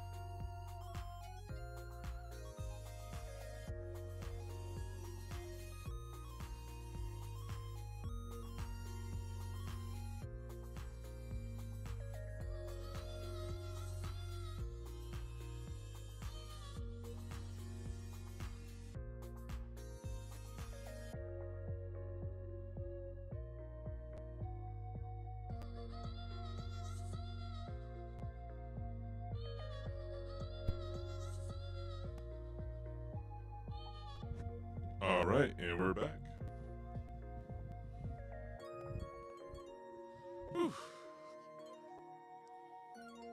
Mike, check 1, 2. Am I still active on here? You are still active. Okay, good. I was afraid if I had muted or done anything, it would have just crashed again. So. Oh man, who you telling? I was hoping I had to put my phone on loud to make sure I didn't lose the stream when I went to the bathroom. Oh, I left these big ass headphones on, or Bluetooth shit. And they hitting. Are they hitting? Yeah, sound pretty good.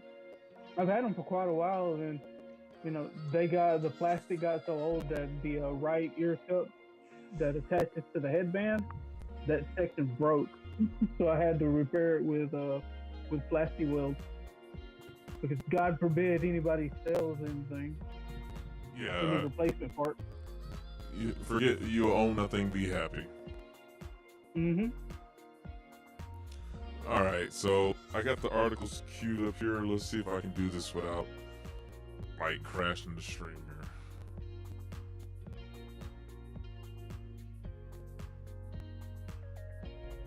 Let's see, can they see? Can you see Discord? Let's see. I still hear the music going. Okay. I don't know if that's the thing. Well, I'm just making sure it doesn't pop up like Discord hasn't popped up on the actual screen. That's all. Okay, gotcha. Yeah. Okay, it looks like I'm in the clear here. Because I wonder how people actually do it with OBS when they do all that, Like, we have these big name streams where they do all that stuff. There's no telling. They could have it hotkeyed up. That's true. Or anything, basically at any point. Yeah.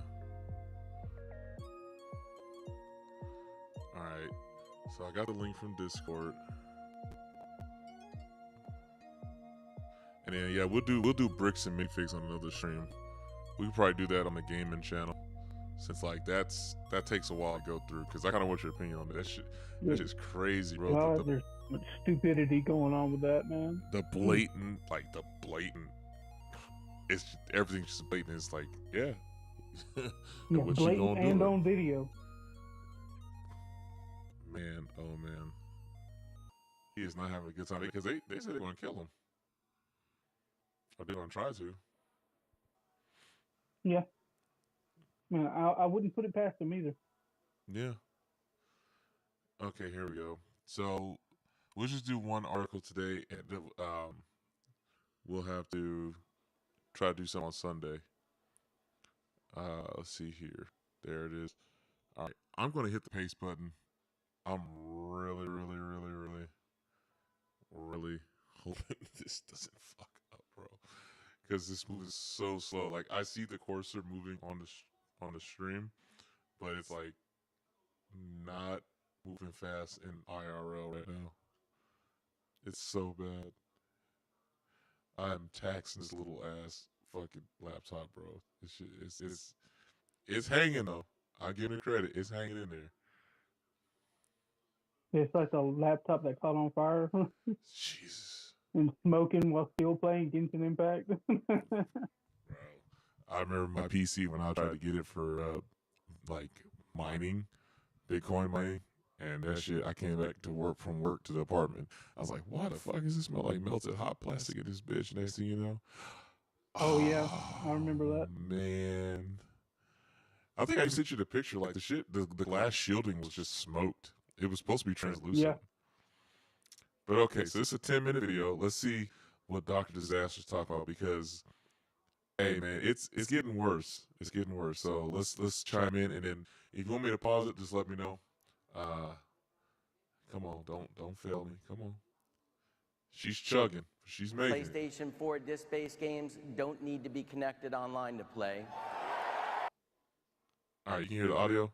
If the console does not connect to the internet in 30 days, the license expires and the game may refuse to launch until a connection is restored. Are you kidding me? What's up, space pirates? This is your admiral, the engagingly eccentric Dr. Disaster. I like how he has a gift. I didn't want to move. cover this story about PlayStation DRM at first because I figured that we'd find out that this was just a weird bug that Sony was going to clear up.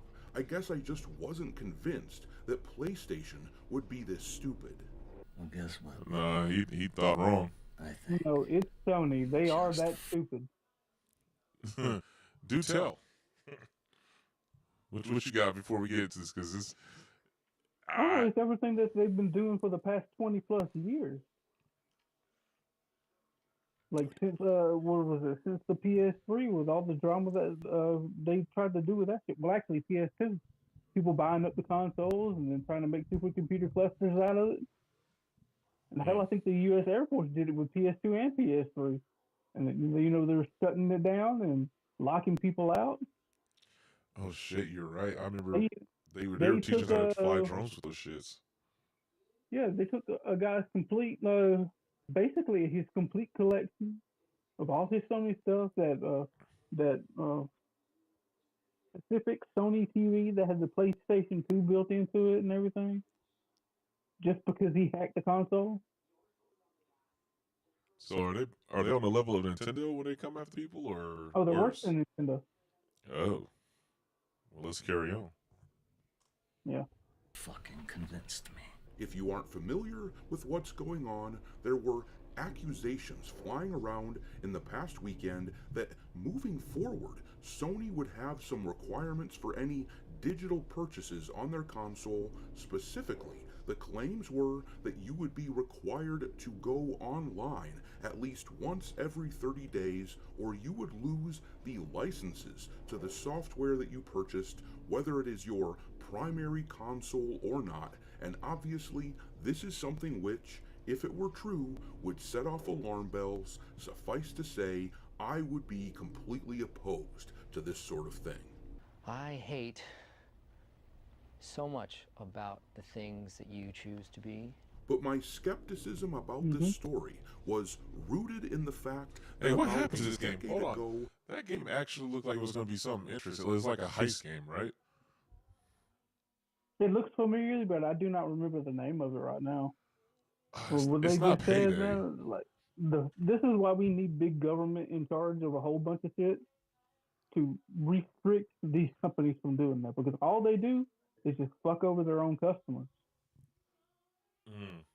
And then you got too many stupid people that will constantly keep buying the consoles and whatever games that they slowly eke out whenever they fucking decide to do it. They'll just constantly buy it and constantly keep feeding the machine. They are too retarded to learn that if you keep giving these companies money, they will keep fucking you in the ass.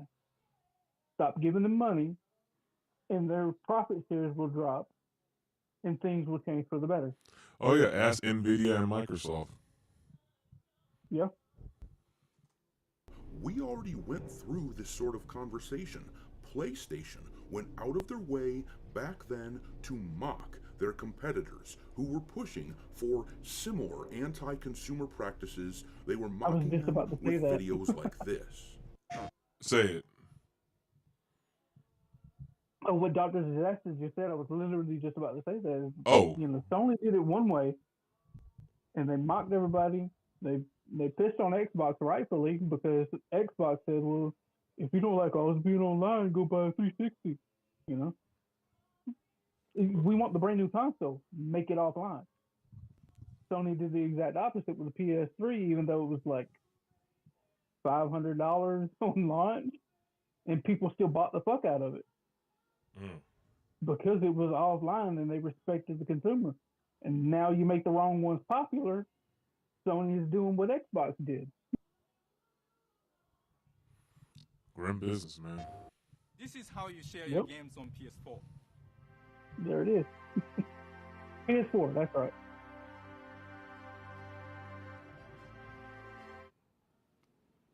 Thanks. PlayStation. Real commercial. Well, now it looks like Sony was always full of shit. The management at that company doesn't have any principled stance in favor of consumers. PlayStation... You said incorrect? Yeah. Sony at one point was full of shit, And then when the PS4 came out, they had some of the old management still there. I forget the guy's name now, but he's been gone for like 10 years. Like Kakurai or something like that? Yeah, that guy. Yeah. He had a whole bunch of good ideas for, the brand of PlayStation by itself, and they were working. That's why when the PS4 came out, you got this commercial. So they had good ideas. They had the right people, running their company and doing the right thing for the consumer, and gaining new fans that went from Xbox to PlayStation because of all the rigmarole and BS that was going on. But then now all of a sudden, he's trying to say that they didn't have any competent leadership. It's just completely wrong. No. Y'all had some hitters. Y'all had some heavy hitters. What do you mean by heavy hitters? Well, because when the Xbox One came out, I was gonna say people who were for gamers. They didn't want to focus on games. They wanted to be a media center. I mean, if I'm playing advocate here, right?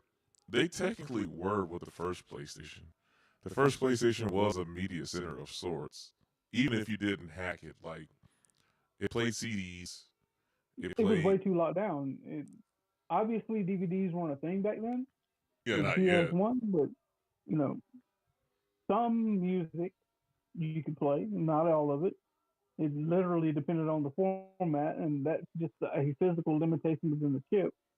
But then, if you had anything else that you wanted to play that you couldn't play without hacking the console, and that I forget the adapter that you could buy that clips into the back of it, the original launch PS1 had. Oh, I know. I'm looking at one right now. And you put the little spring on the inside.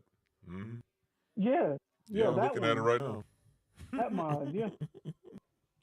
Yeah. You could do that, and you could play pretty much anything, and you could hot swap discs and stuff like that. But that was not its main focus. The PS1, or the OG PlayStation, not the PS1, the original launch edition one, was a gaming console first that just so happened to play some CDs. And it could be hacked, and you could play other, formats of games on it. The PS2 was a gaming console that just so happened to play DVDs, and everything shot through the fucking roof with that one. Made, very rightly so, made Sony and PlayStation incredibly popular. I even had a PS2. And I grew up with Nintendo and playing Sega. Yeah, I definitely grew up Nintendo, and when the big three came out, I went to the big green instead. I didn't do PS2. Yeah, I had an Xbox as well. When the Xbox finally dropped, yeah, you damn right. I had the original one with the Duke controller, the big motherfucker. The Duke. That's been one of my favorite gaming controllers ever because it actually fit my fucking hand. That's true. Oh, I always thought they basically took the Dreamcast concept and just made it just a little bit bigger, minus the VMU. Yeah, I think it had the Dreamcast one had like a weird curvature to it that I just didn't like, and I hated the console by itself. I thought the console and its displays, graphics capability was absolute ass in the first place. A friend of mine had one, and I was like, dude, why in the flying hell did you buy this? The controller itself is good, with the what's it called again? The magnetic one, not TMR, but the other one. Oh no! All thing I remember about the Dreamcast was that it had Sonic the Hedgehog and Phantasy Star.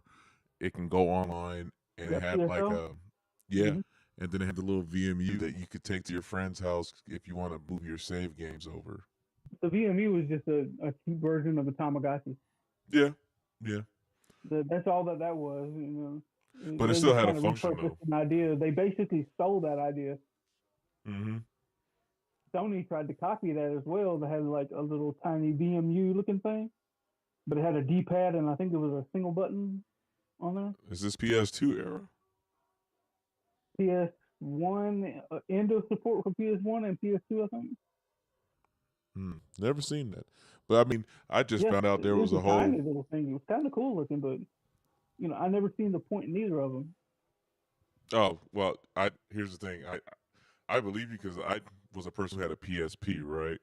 And I didn't even know they had the little like radio tuner, the printable camera, Yeah, not that was printable Japan camera. only. Yeah, like a lot of stuff was just region locked, you know. But it says They did the same thing with the Sega Nomad too. is Sega Nomad another name for Game Gear? No, the Nomad is different. I It's never heard of that one. It played actual Sega, home cartridges. Oh shit, for real? Yeah, it was a. So if I wanted to play motherfucker Sonic the was Hedgehog huge. 2, it was on that thing. Yeah, you just take your actual Sonic the Hedgehog 2 cart, put it in the Nomad, which completely sucks for screen, sucks for battery life. Fucking duh! It's heavy. called the Nomad. I get it. It's I got it. Yeah. Yeah, but it wasn't very nomadic. Clearly like not at all. So now we jump back here to the modern era. 30 days goes by. You buy a game after March 2026 update. You're screwed if you just happen to don't pay your internet bill. Yeah. All right. So they went from consumer positive to fuck the consumer. We're gonna get money anyway because we have a bunch of retarded sycophants. Hey, you know what? If they was in from the 90s, you can't be mad. That's the motto. Fuck bitches get money, right? Mm-hmm. Has but they're doing it. They're doing it a different way. Inquiring about this practice flat out that yes, this is actually happening. They are now requiring that you sign into the internet every 30 days or else you lose your license for your games, at least temporarily. And for anyone out there wanting to defend this nonsense by saying it isn't a big deal, everyone has the internet, and even if you do lose the license, you can get it back by checking into the internet again, well, this is just a first step. Ooh, I know that gate stank, bro. Wherever, damn. That's not the kind of barbecue you want. I couldn't see what was burning because of how small the screen was, but yeah, it looked bad. It's the zombos. Like, does that burn in zombies or something? Yeah, they threw some Molotov cocktails at them. Everyone has the internet, and even if you do lose the license, you can get it back by checking into the internet again. Well, this is just a first step to see what they can get by with. This is a slippery slope. In a Looks few like The years, Last of Us. if we don't push back just bake against some fucking this sort of cake, thing bigot. now, we will be left with a situation Just sign where into you the internet once every 30 days, bigot. Are you saying bigot? Yeah. Wait, why? B-I-G-O-T. Yeah, I got you, but why? Why bigot? Same thing. It's the same thing. It's the same concept. It's the same idea. It's the same, let's test the waters and see what we can get away with. And the farther we push it slowly and slowly and slowly, the farther we get to go away from, letting the consumer own what they actually purchase. Sony took down, 500 movies? And now they're doing this shit? Oh, yeah. Yeah, they did. Stop paying these companies that wouldn't piss on you if you were on fire. Hello? Nah, you spitting facts. I was letting you cook. Will be they fucking hate you because you're a gamer. Enter your ID or something like that in order to play. Yeah, that's what I was saying. They went from they're for the gamers or they're a gamer to no, fuck you. Just buy my stuff and I don't care if it's slop. Yep. Play your games. They are exerting more and more control over people who just want their escapism. And in a few years, as it gets worse, if we don't do something about it now, I'll be over here going, somehow, I told you so. Just doesn't quite I'm say it. saying I told you so right now. This guy. People pulled their head out of their ass when Xbox did it. Why can't they do it now? You're asking the real questions there.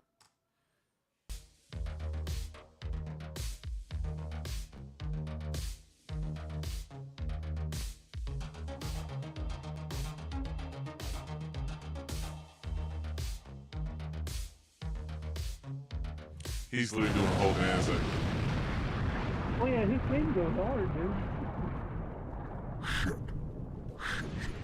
It's got a good beat to it, man. I like that shit. Alright, me hearties. Now, a lot of you likely already know this about me because I've talked about it many times, but I am a strong advocate for physical media, and I have been for a while on this channel. I have a massive collection of physical games, and this sort of news that we're talking about today is precisely why I'm glad that I do. Though to be clear, even physical games on these new consoles don't appear to be safe from the...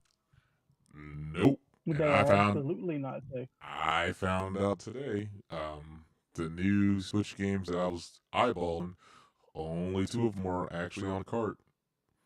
I will not be getting a third one. Yep. It is what it is. You know, back to real quick, back to what I was talking about beforehand. Mm-hmm.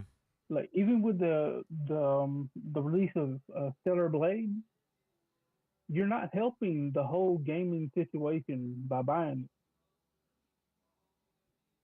it. Even if you just want to buy it just to look at a nice ass for 5 minutes a day, you're not helping the overall gaming situation. Like you're still paying the exact same companies that are trying to fuck you over. It's true. Because at the end of the day, if you're gonna be stuck holding the bag and with your dick in your hand, at least it's like, well, at least I got a copy of the game.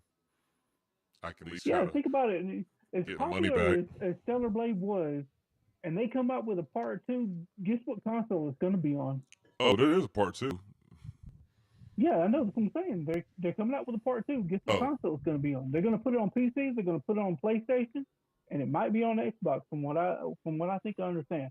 I Don't heard quote me on that Switch. I heard it might be on Switch. But guaranteed, it's leaving Sony, for a little bit, and it's going to PC first, and it's going to be on PS5, and obviously, whenever the PS6 comes out, it's going to be there too.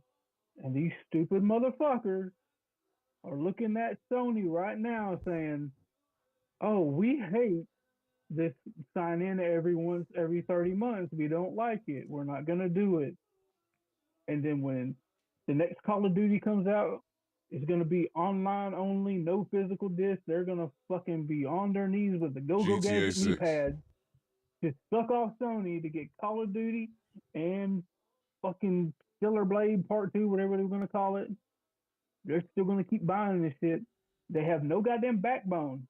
And they're going to keep paying these motherfuckers and not teach them a lesson. What is it with Sony and their retarded ass fans? I don't understand. You say that Nintendo has some bad fans, and you say that Xbox has some bad fans that they're not real gamers, quote unquote, and all of a sudden you're doing the most stupidest thing that you could possibly fucking do with Sony, but you complained about it and moved from Xbox to Sony. Why can't you move from Sony to PC? Money. So you're talking about a sunk cost fallacy? Money. Nonsense that PlayStation is pulling these days.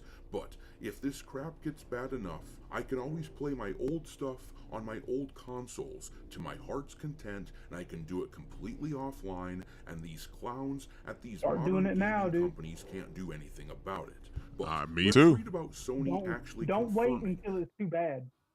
It's too late at that point. You're fucking stupid if you do that. Well, the consumers, for what it's worth, are gonna have to vote with their wallets at the end of the day. That's what I'm saying. But they're not gonna do that. They're too. Oh, you cut out. You still there? I said that's what I'm saying. Is like vote with your wallet, but they're not gonna do that. They're too stupid to do that. Well, here's the thing: is it really an intellectual thing, or is it just a complacency thing?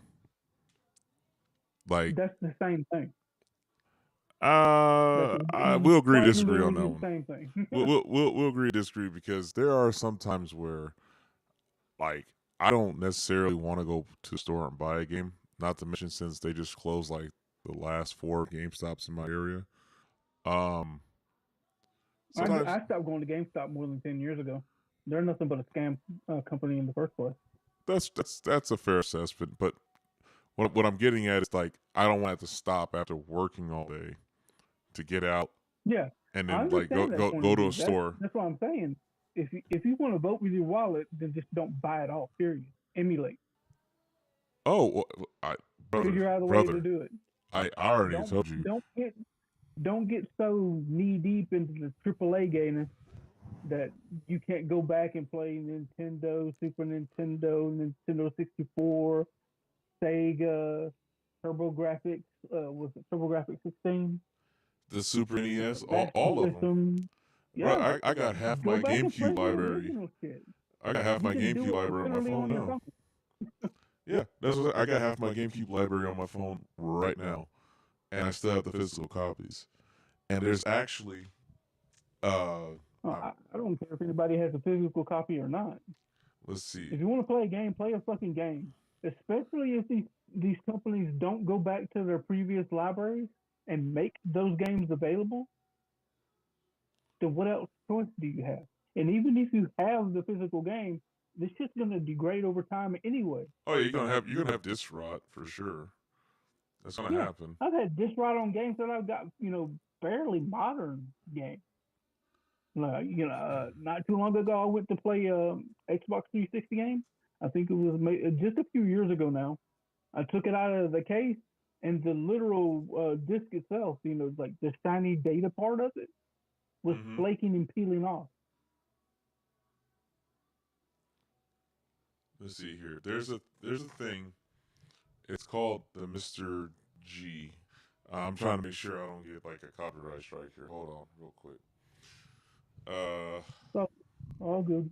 Let me see, Mr. G.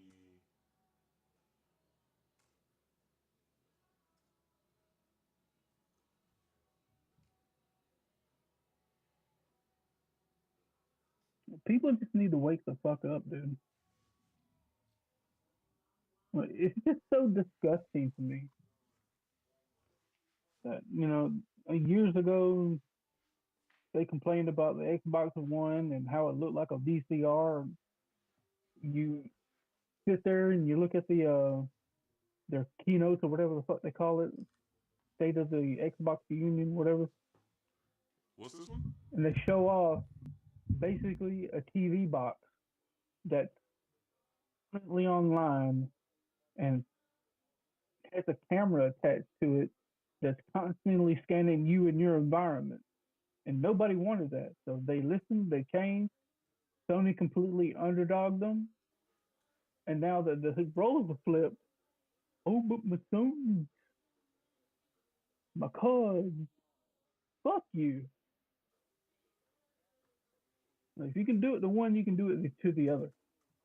Make them realize that they're doing something that, in general, the entire consumer base, blue, red, or green, doesn't matter, or PC, does not like.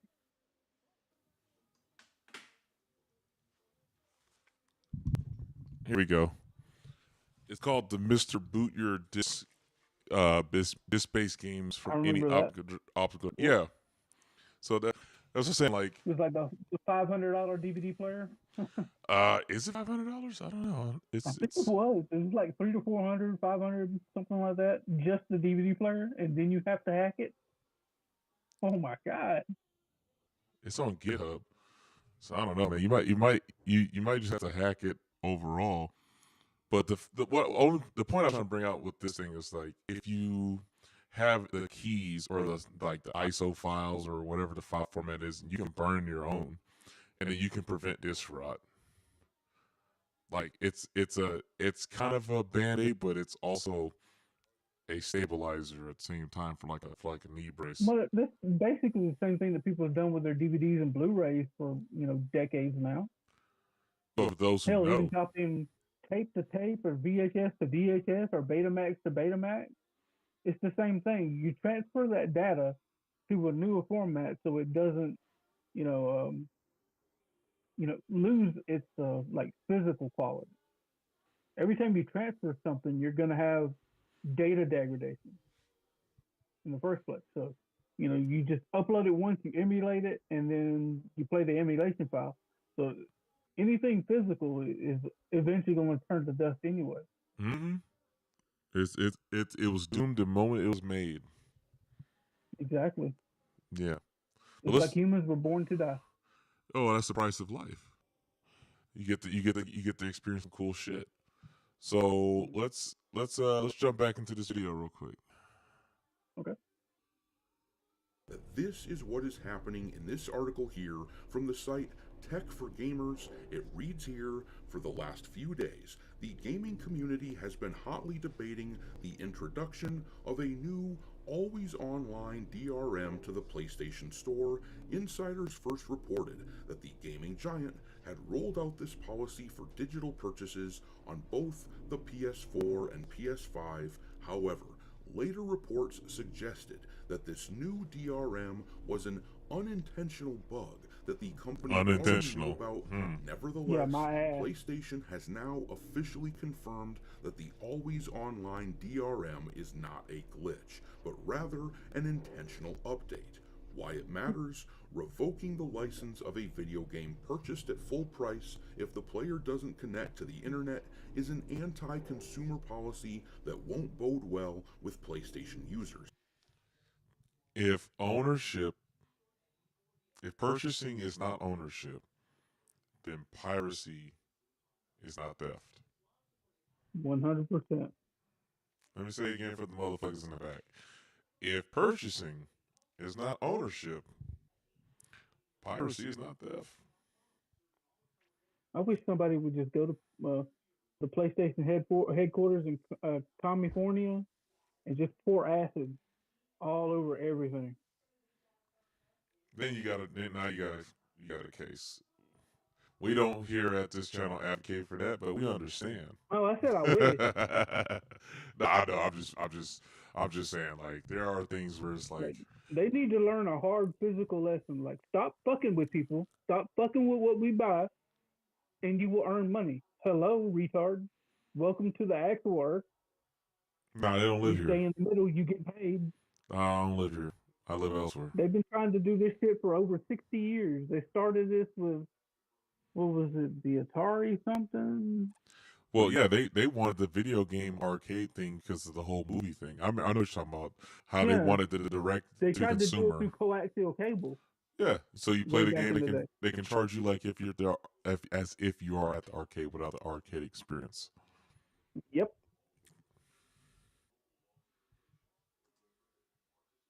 A PlayStation support assistant has confirmed that the 30-day timer implemented by the new DRM policy is part of an update and isn't a bug. While responding to a fan's query, PlayStation support revealed that all games purchased digitally after March 2026 will be affected by this time limit. If your PS4 or PS5 does not connect to the internet within 30 days, the game's license will expire and it won't launch on the console unless the connection is restored. Hence, even the PS4.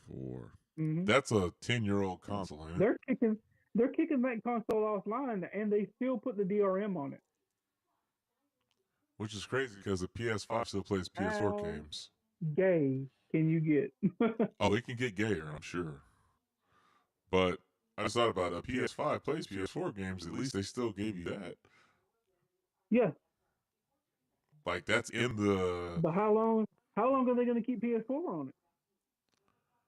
Well, at that point... Well, brother, I'm already there. Like, if I got my Android... Actually, I do have an Android.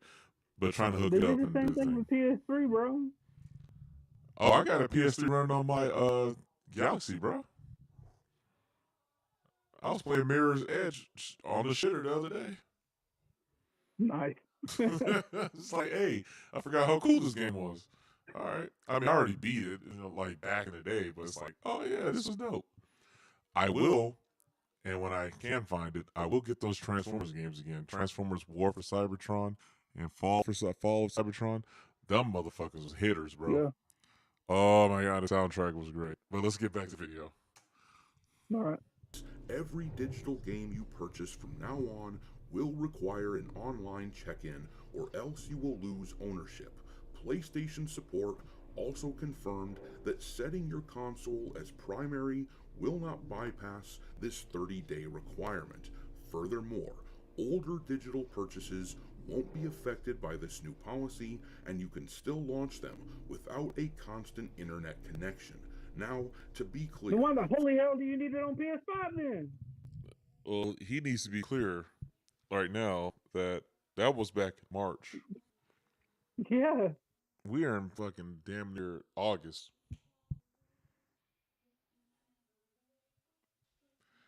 Wow. So any game, for y'all listening, paying attention, if you didn't buy your shit before then, it's too late. Physical is your only option now. Or, no, not your only option. You have two options. You get physical, or you just don't play it. It's that from Amazon physical. Yeah, I mean, if you can get a reliable source, yeah, I agree.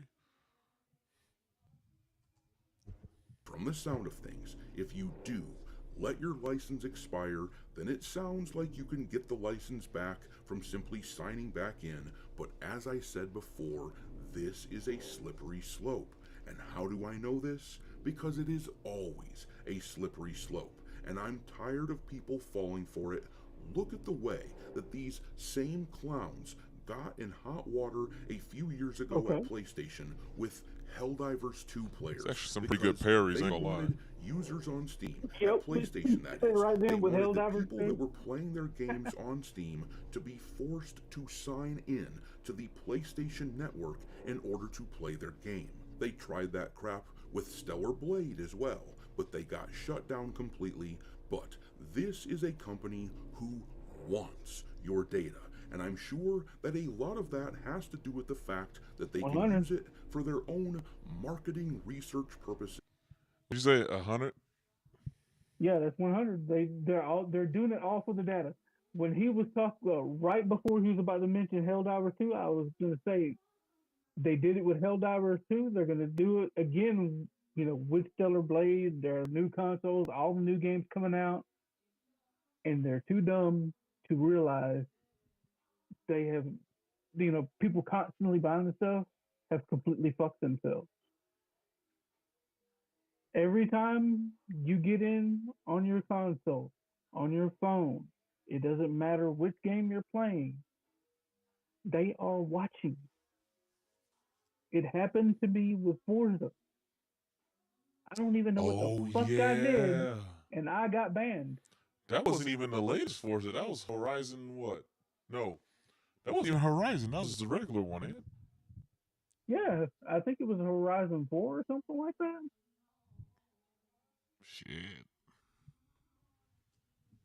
And I was playing it on my phone. After all, they also started the variable pricing crap recently, where a game that they sell to you for, say, $60 might get offered to me for only $50 because they believe that you will pay more for it, or maybe it'll be vice versa. But these companies like this also sell the data that they gather for obscene amounts of money, and I have no interest in having my data sold off. Do not sign in. The disappointing thing about all this, though, is the fact that... You know what? You're right, because I'm real with you, brother. Don't do them any time at all. I have not booted up my PlayStation 5 since I completed 3 of my last backlog games. Like, I didn't stream them, Yeah. But like I played them because I was like, okay, I missed this out because me and you both were doing what we had to do, right? But yeah, went back. Even though you played it, did you have it hooked up to the internet, like wireless or physical? Oh shit, no, it was hardline. So if you got a connection, they're looking at your playtime. They're looking at what you are playing, when you sign in, and everything like that. Oh well, Nintendo does the same thing too. Connected to the internet somehow, they don't give a shit. what you're playing. They just want to know what's going on. Well, yeah, I mean, brother, we have What are your habits? iPhones. We have iPhones. We have Androids. Hell, some of us got 2, 3 phones sitting in proximity to us. Okay. Without trying to sound like I'm backpedaling, but you and I both know if they want you, they'll find you, right? That's one. Yeah, of course. There's certain things that you can avoid, and phones are like that. Yes. Like, you're not going to be able to completely, off grid yourself unless you literally just move out into the woods somewhere. And even then, you're not even safe, because I've seen videos of people that do that, and they actually go like do aerial surveillance and see like there's like a small little cutout, like a path, like a human is made that doesn't look natural. And they're like, oh, okay, somebody's out here. No, I'm talking about like being tracked, with technology, and that's what you don't know. Oh, okay, yeah. I thought you meant like just like going off the grid in general. Them, tracking you to get data on you to sell to other companies. That's what I'm talking about. Oh yeah. Well, a phone is unavoidable. No matter which kind you buy, through what carrier, it doesn't matter. Mm-hmm. That's something that we are going to have to accept. It's a necessary tool for society. Technology. Yeah, with consoles, you don't have to accept it. Right. It's not at that point yet. Well, stop signing in. Stop playing games. If anything, make it to where your console is not online. Well, damn it, Fury! I want to play. I want to play Fortnite with my friends. Physical, then do that offline. No, I can't do that. I can't do that, Fury. I want to play Fortnite with my friends. 5 states over. Mm-hmm. Well, I'm supposed to fly You're out gonna to get them. your data. That's all it is. I'm supposed to fly out and go hang out with them. That's too expensive, bro. It's like shit. It's like, damn if you do, damn if you don't. Hey, it's like it's free play, but we're gonna log them hours on your ass though. It really is. They do the same thing with what was that game I was constantly playing all the time? Dauntless. Well, hey, same thing with Genshin. Mm-hmm. They all do the same shit. It's for the shareholders so they can sell advertising dollars and shit. So. Well, Genshin doesn't even do advertising in their game. That's the thing. They got enough whales for that. It might be an always online game, basically a CMMORPG. Mm-hmm. But the game itself sells itself if you're in that type of format. Not gacha, the open world exploration and fighting, adventuring type shit. Mm-hmm. The walking That's simulator. a different format. Like Death Stranding, it's a walking simulator. Oh man, fucking FedEx 2077. Hey, walking simulator. You see how I play it? Like I just walk the streets. Like okay, it's 200 meters. You can just walk that. I don't need a fast travel. I might come across some sub mission or a cool weapon or something. That's how they get you to stay in the game, right? Subject, Sony positioned themselves as being on the side of gamers as recently as just a decade ago, but they have done. I ain't gonna lie, this is the first time I watched this break ever like since gameplay. Then. It's kind of interesting. Just take a look at this old clip here. In the addition, game itself, PlayStation as far as 4 it being a game, it's nice. I but mean, it's the console that it's on. It's the company that people are paid, whether they want to admit it or not. You gave Sony multi-millions of dollars through Stellar Blade because it was on their console, and oh hey, guess what? They know every single time you turn on how long you played, what sections you've gone through, this, that, and the third. That's all they care about. They're going to sell it to some jackass, on the dark web. That'll do something with that information that's completely nefarious. If you're a savvy net runner, you know how to use proxies. You don't use your real name. You don't use that real proxies shit. Don't matter. It literally does not matter.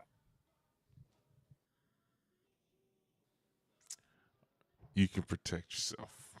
Hell, even incognito mode doesn't actually give you incognito mode. No, just like VPNs don't protect you either. I mean, it might let you watch a couple things that otherwise you can't get access to, but it ain't like your ISP can't see through that shit.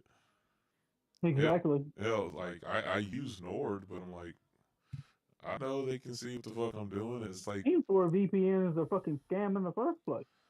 well, it's like these tech YouTubers that advertise, Nord and all that other stuff like that. Yeah. Or scrubbing your private information from offline. Like, why do I need to pay somebody to scrub it when the same companies that are looking at information that's on the dark web can see that and just go directly to the source? Brother, it's all gangster. Offline. It's all gangster shit. Like, they sell it to them people. What are you talking about? Like, only thing I would say, it's a shakedown for money to quote unquote protect you. It's literally online mafia. Of course. And here's the thing: they want their blood money. All I'm saying is, as a person who travels quite a bit, I will say having a VPN is still beneficial. Like, I don't have any of my real shit on the VPN. Oh yeah, it's definitely some layers to being beneficial. Yeah. Oh yeah, like if I'm at a hotel, like I'm not gonna let the hotel see everything I'm doing. Like, come on now. Like, yeah, it's none of their business. That's my whole point. Yeah. It's the same with these consoles. It's none of their business whether I'm playing the game or not. And if I bought the game, just like what Sony does, if I bought the game and I never play it, or if I played it for 1 hour to completion and I didn't like it, I should still be able to get a fucking refund because you're gonna take the goddamn game away from me in the first place. Wait, don't Steam do that? Yeah, Steam does it. Steam does it on a timer. I think it's up to 2 hours or something like that. You can get a refund if you didn't like it, or hell, I've even seen people 100% games in 2 hours and still get a fucking refund. All right, well, those are the extreme files. That's like less than like 3% or whatever the gamers. Those are the massive day for the unemployed type shit. Like, yeah, or I won't even say the unemployed. I would say it's for people who actually like game. No, their employment is gaming. Exactly. That's what I can't even say it's for the unemployed because, like, wait a minute, like back in the day, yeah, if this was 15 years ago, like, you're a gamer, oh, you're a broke ass motherfucker. Now it's like, oh shit, no, you got 100,000 fucking subscribers and you doing like $1,100 every video. Hold up, you fucking rich. Mm-hmm. So I can't even say that. But we're almost done with this video. Let's close it out. We got less than 2 minutes. These games don't need to be connected online to play. You're talking about that asshole right there, that guy. That's the guy. Look at everybody cheering. You don't have to be online to play. Okay. But when his ass left, that's when stuff changed. Exactly. Or for any type of authentication. If you enjoy playing single-player games offline, PS4 won't require you to check in online periodically. What a concept. What a concept. And it won't stop working if you haven't authenticated within 24 hours. You know what? This reminds me that whole battle when Steam was doing that shit. I think this was the counter to Steam. Because Steam had DRM on everything. It depends on the time frame. It could have been Steam, but it was most likely Xbox. I think this was the day after. Was this E3 or was this like a? Because they didn't start doing like their own individual directs and shit like later on. This is giving E3 vibes. Because look, there's a fucking Vita. There's a Vita right here in the corner. So it's gotta be within the same. Yeah. Look at how they have completely changed their tune in the last decade or so, and now imagine where the conversation will be in the next decade if we don't stand up against this shit and stop supporting this company and any company who tries to do this sort of thing. Well, within the next decade, the fucking console can be $1,000. It's already $1,000, brother. Did you not see what? No, I'm talking about the console by itself, $1,000. That's what I'm saying. That's what the I'm saying. console and buying a couple of games and paying for a year's subscription to suckoffsony.com. Yeah, we're gonna go there real quick. Boycott the hell out of PlayStation until Sony reverses course. Keep your wallets closed, folks. Anyhow, make sure to hit the like button on this video and subscribe to the channel if you haven't done it already. Let's see here. Let's go to Sony PS5 price. The PS5 is like what, $700 now. The base one is $600, something like that. Officially it's 1,000. The Switch 2 is now $500. It's gone up in price twice since it got released. Motherfucker, you're not even running the newest technology for it being portable in the first place. Why in the hell are you increasing the price? Yeah. Steam with their fucking Steam machine and the Steam Deck, that shit went up too. Like, it's not worth it at this point. Yeah, it's fuck. So the PS5 Pro for 2 terabytes is that. Damn. $1,000 for a PlayStation. I never thought I would see that shit.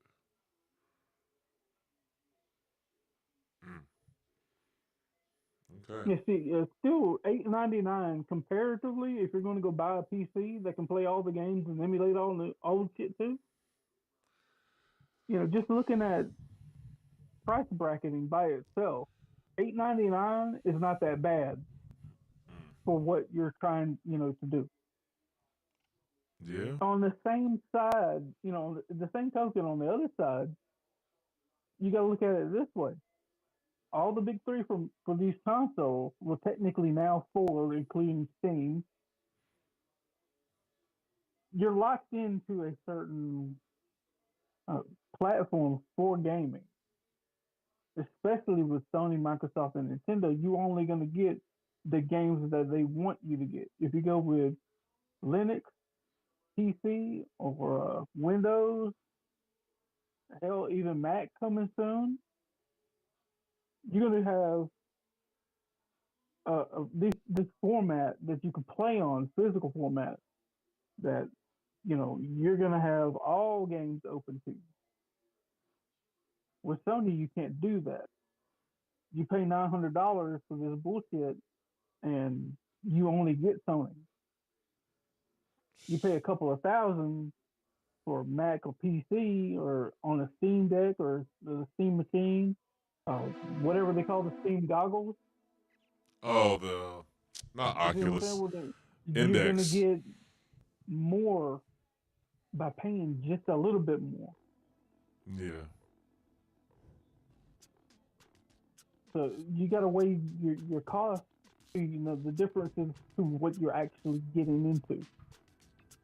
Well, that's why I said I've always been a proponent Sony and Microsoft right now are the worst ones. That's why I've always been a proponent for Android, because it's easier to just get your own shit on there. Like recently, I switched back to iPhone because Samsung pissed me off yesterday with their Unpack, bro. I'm like, you gonna charge me $3,000 and it still don't work with the fucking S Pen? Oh, hell no. So not only did you take away my headphone jack, my SD card slot, possibly the SIM card slot, because I didn't even check for that, so I don't want to, say something about them that ain't true. But for sure, you said there's no S Pen? So you mean to tell me the last best Galaxy Note / Ultra, since they changed the moniker, is the phone that I got almost 3 years ago, the S24 Ultra. Alright, bro, I guess I'm sticking with that shit till it don't work no more. That is fucking sad. $3,000 and I can't get the S Pen, so I can actually do my editing and like pinpoint precision stuff. That's wild. That's wild. So. No, that's absolutely pathetic. I would just stick with everything, like on a tablet or a PC or something like that. Well, why do you think I told you? At that point. Why do you think I said go ahead and take the iPad, bro? Because I don't use it. Like after I got LumaFusion across all my other devices, I don't I don't need to be locked into the Apple ecosystem. Now, is LumaFusion as just robust as Final Cut? Fuck no. But I'm also not cutting videos for Hollywood no more. You feel me? So I'm like, I don't care. It does what I need to do. It does simple transitions. It does green screen, and it does VO in DAW. So, you know, why do I care? You feel me? Yeah, I completely understand where you're coming from on that. Yeah. But I mean, great video. I'm glad you posted. Please put your link in the Discord again before we get up out of here. Since it's already, I know it's late for you, but it's getting late for me too over here. So, it's just one of the things, bro.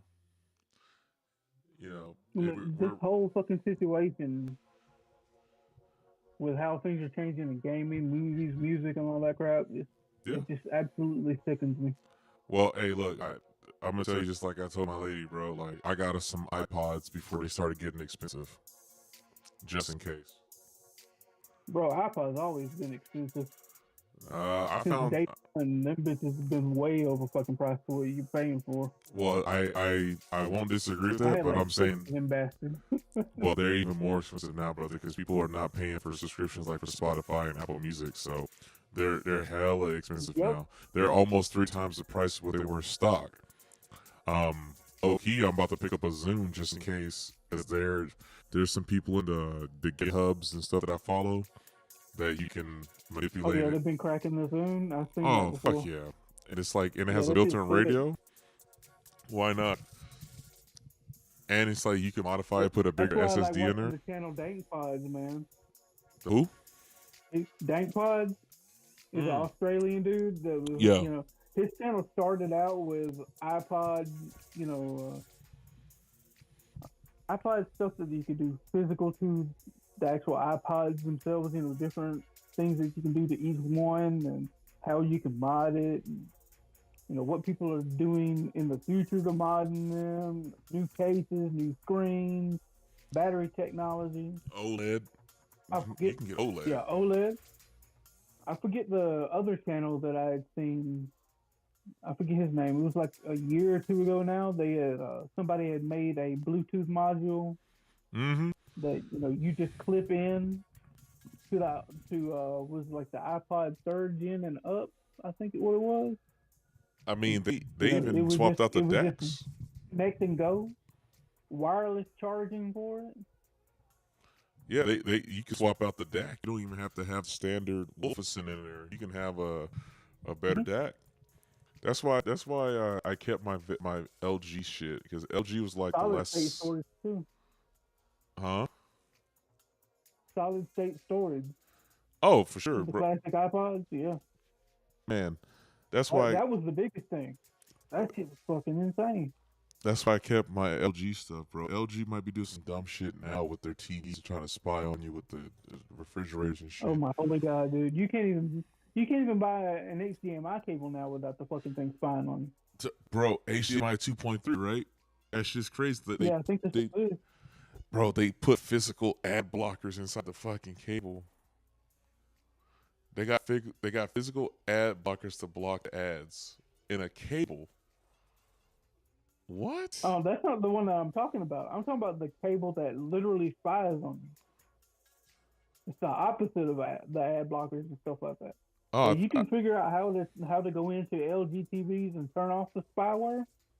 But once you buy a cable that, say you run it from your laptop to your TV, if you buy the wrong brand, that cable itself, once you connect it to the TV, it will start talking through the TV's internet and through the laptop and stuff like that, and sending your data back. This shit is fucking sick, dude. Well, I know you don't like the dude, but Lou Rossman covered that shit too. He's like, he bought an LG 65 or 75-inch TV. He said he was automatically opted in, like the shit was already toggled when he turned it on. That's the thing. Is the second you turn that motherfucker on, they pull a Nintendo on you. You got to connect it to the internet, and then basically you paid $1,500 for a fucking TV that you can watch things on, but you don't own, because it owns you now. It's taken everything that you input into it and what you watch. Like literally, it's the TV is watching its own screen, deciding what it wants to show you as far as ads and all kinds of other shit, Yep. and reporting back to its own company, its mothership and shit like that. Yep. You ain't wrong, dog. I'm telling you, you ain't. We're on the same boat, proverbial boat, as it were. It is. It's It's fucking we. pathetic. It just does nothing but piss me off. Well, we live to see the changes, just like the generations before. It's like it just wasn't this goddamn drastic. But we've lived long enough to see these changes. It's like, okay, you can call us old, but it's like, no, we just know what it was before you motherfuckers got here, and then you think this is the new normal. We're telling you this ain't normal. When you went to the store and bought some shit, It's really sad. It has a UPC code. Yeah, it's very sad. It has a universal purchase code and a barcode. You buy that shit, it's yours. It's supposed to be. You made the fucking journey getting flipped off. That's why it's called an end user license agreement. Once you buy something, you're supposed to be the end product. You use that. Mm-hmm. It's yours. Once you buy it, you literally own it. If you want to repair it, you should be able to repair it. These older TVs, you could be able to do that. Yup. Can't do that shit no more now. And here we are. I mean, like I said, just like your headphones are tripping, my Sony subwoofer just went out. So I'm like, all right, it lasted this long, but I know each time we buy something new, it ain't gonna last as long as the last shit did, even if we take care of it.